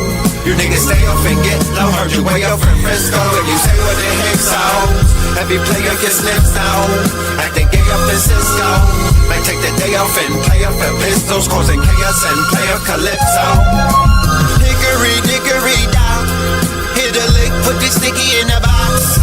When the blicky get hot. Lick off a shot. Heavy in the pedal, we slip off a knot. Heavy in the ghetto, they crib walk a lot. Crib walk the crypto, lift off the stocks. Drips off the crystal and pots. Disco rods in the blocks on my chain from the crystal shop. In the light there, lift off the rock. Toe Virgil right chain on my block. White paint on my socks. White paint on my socks. Hickory dickory dock. Hit the lick, put the sticky in the box. When the blicky get hot. Lick off a shot, we lick off a shot. Pay us in crypto. Diamonds is dancing like they up in disco. You niggas in fist pump, you stay up at dip low. You niggas stay up and get low. Heard you way up in Frisco. If you say what the heck so, every player gets snipped now. Acting gay up in Cisco. Might take the day off and play up at pistols, causing chaos and play up Calypso.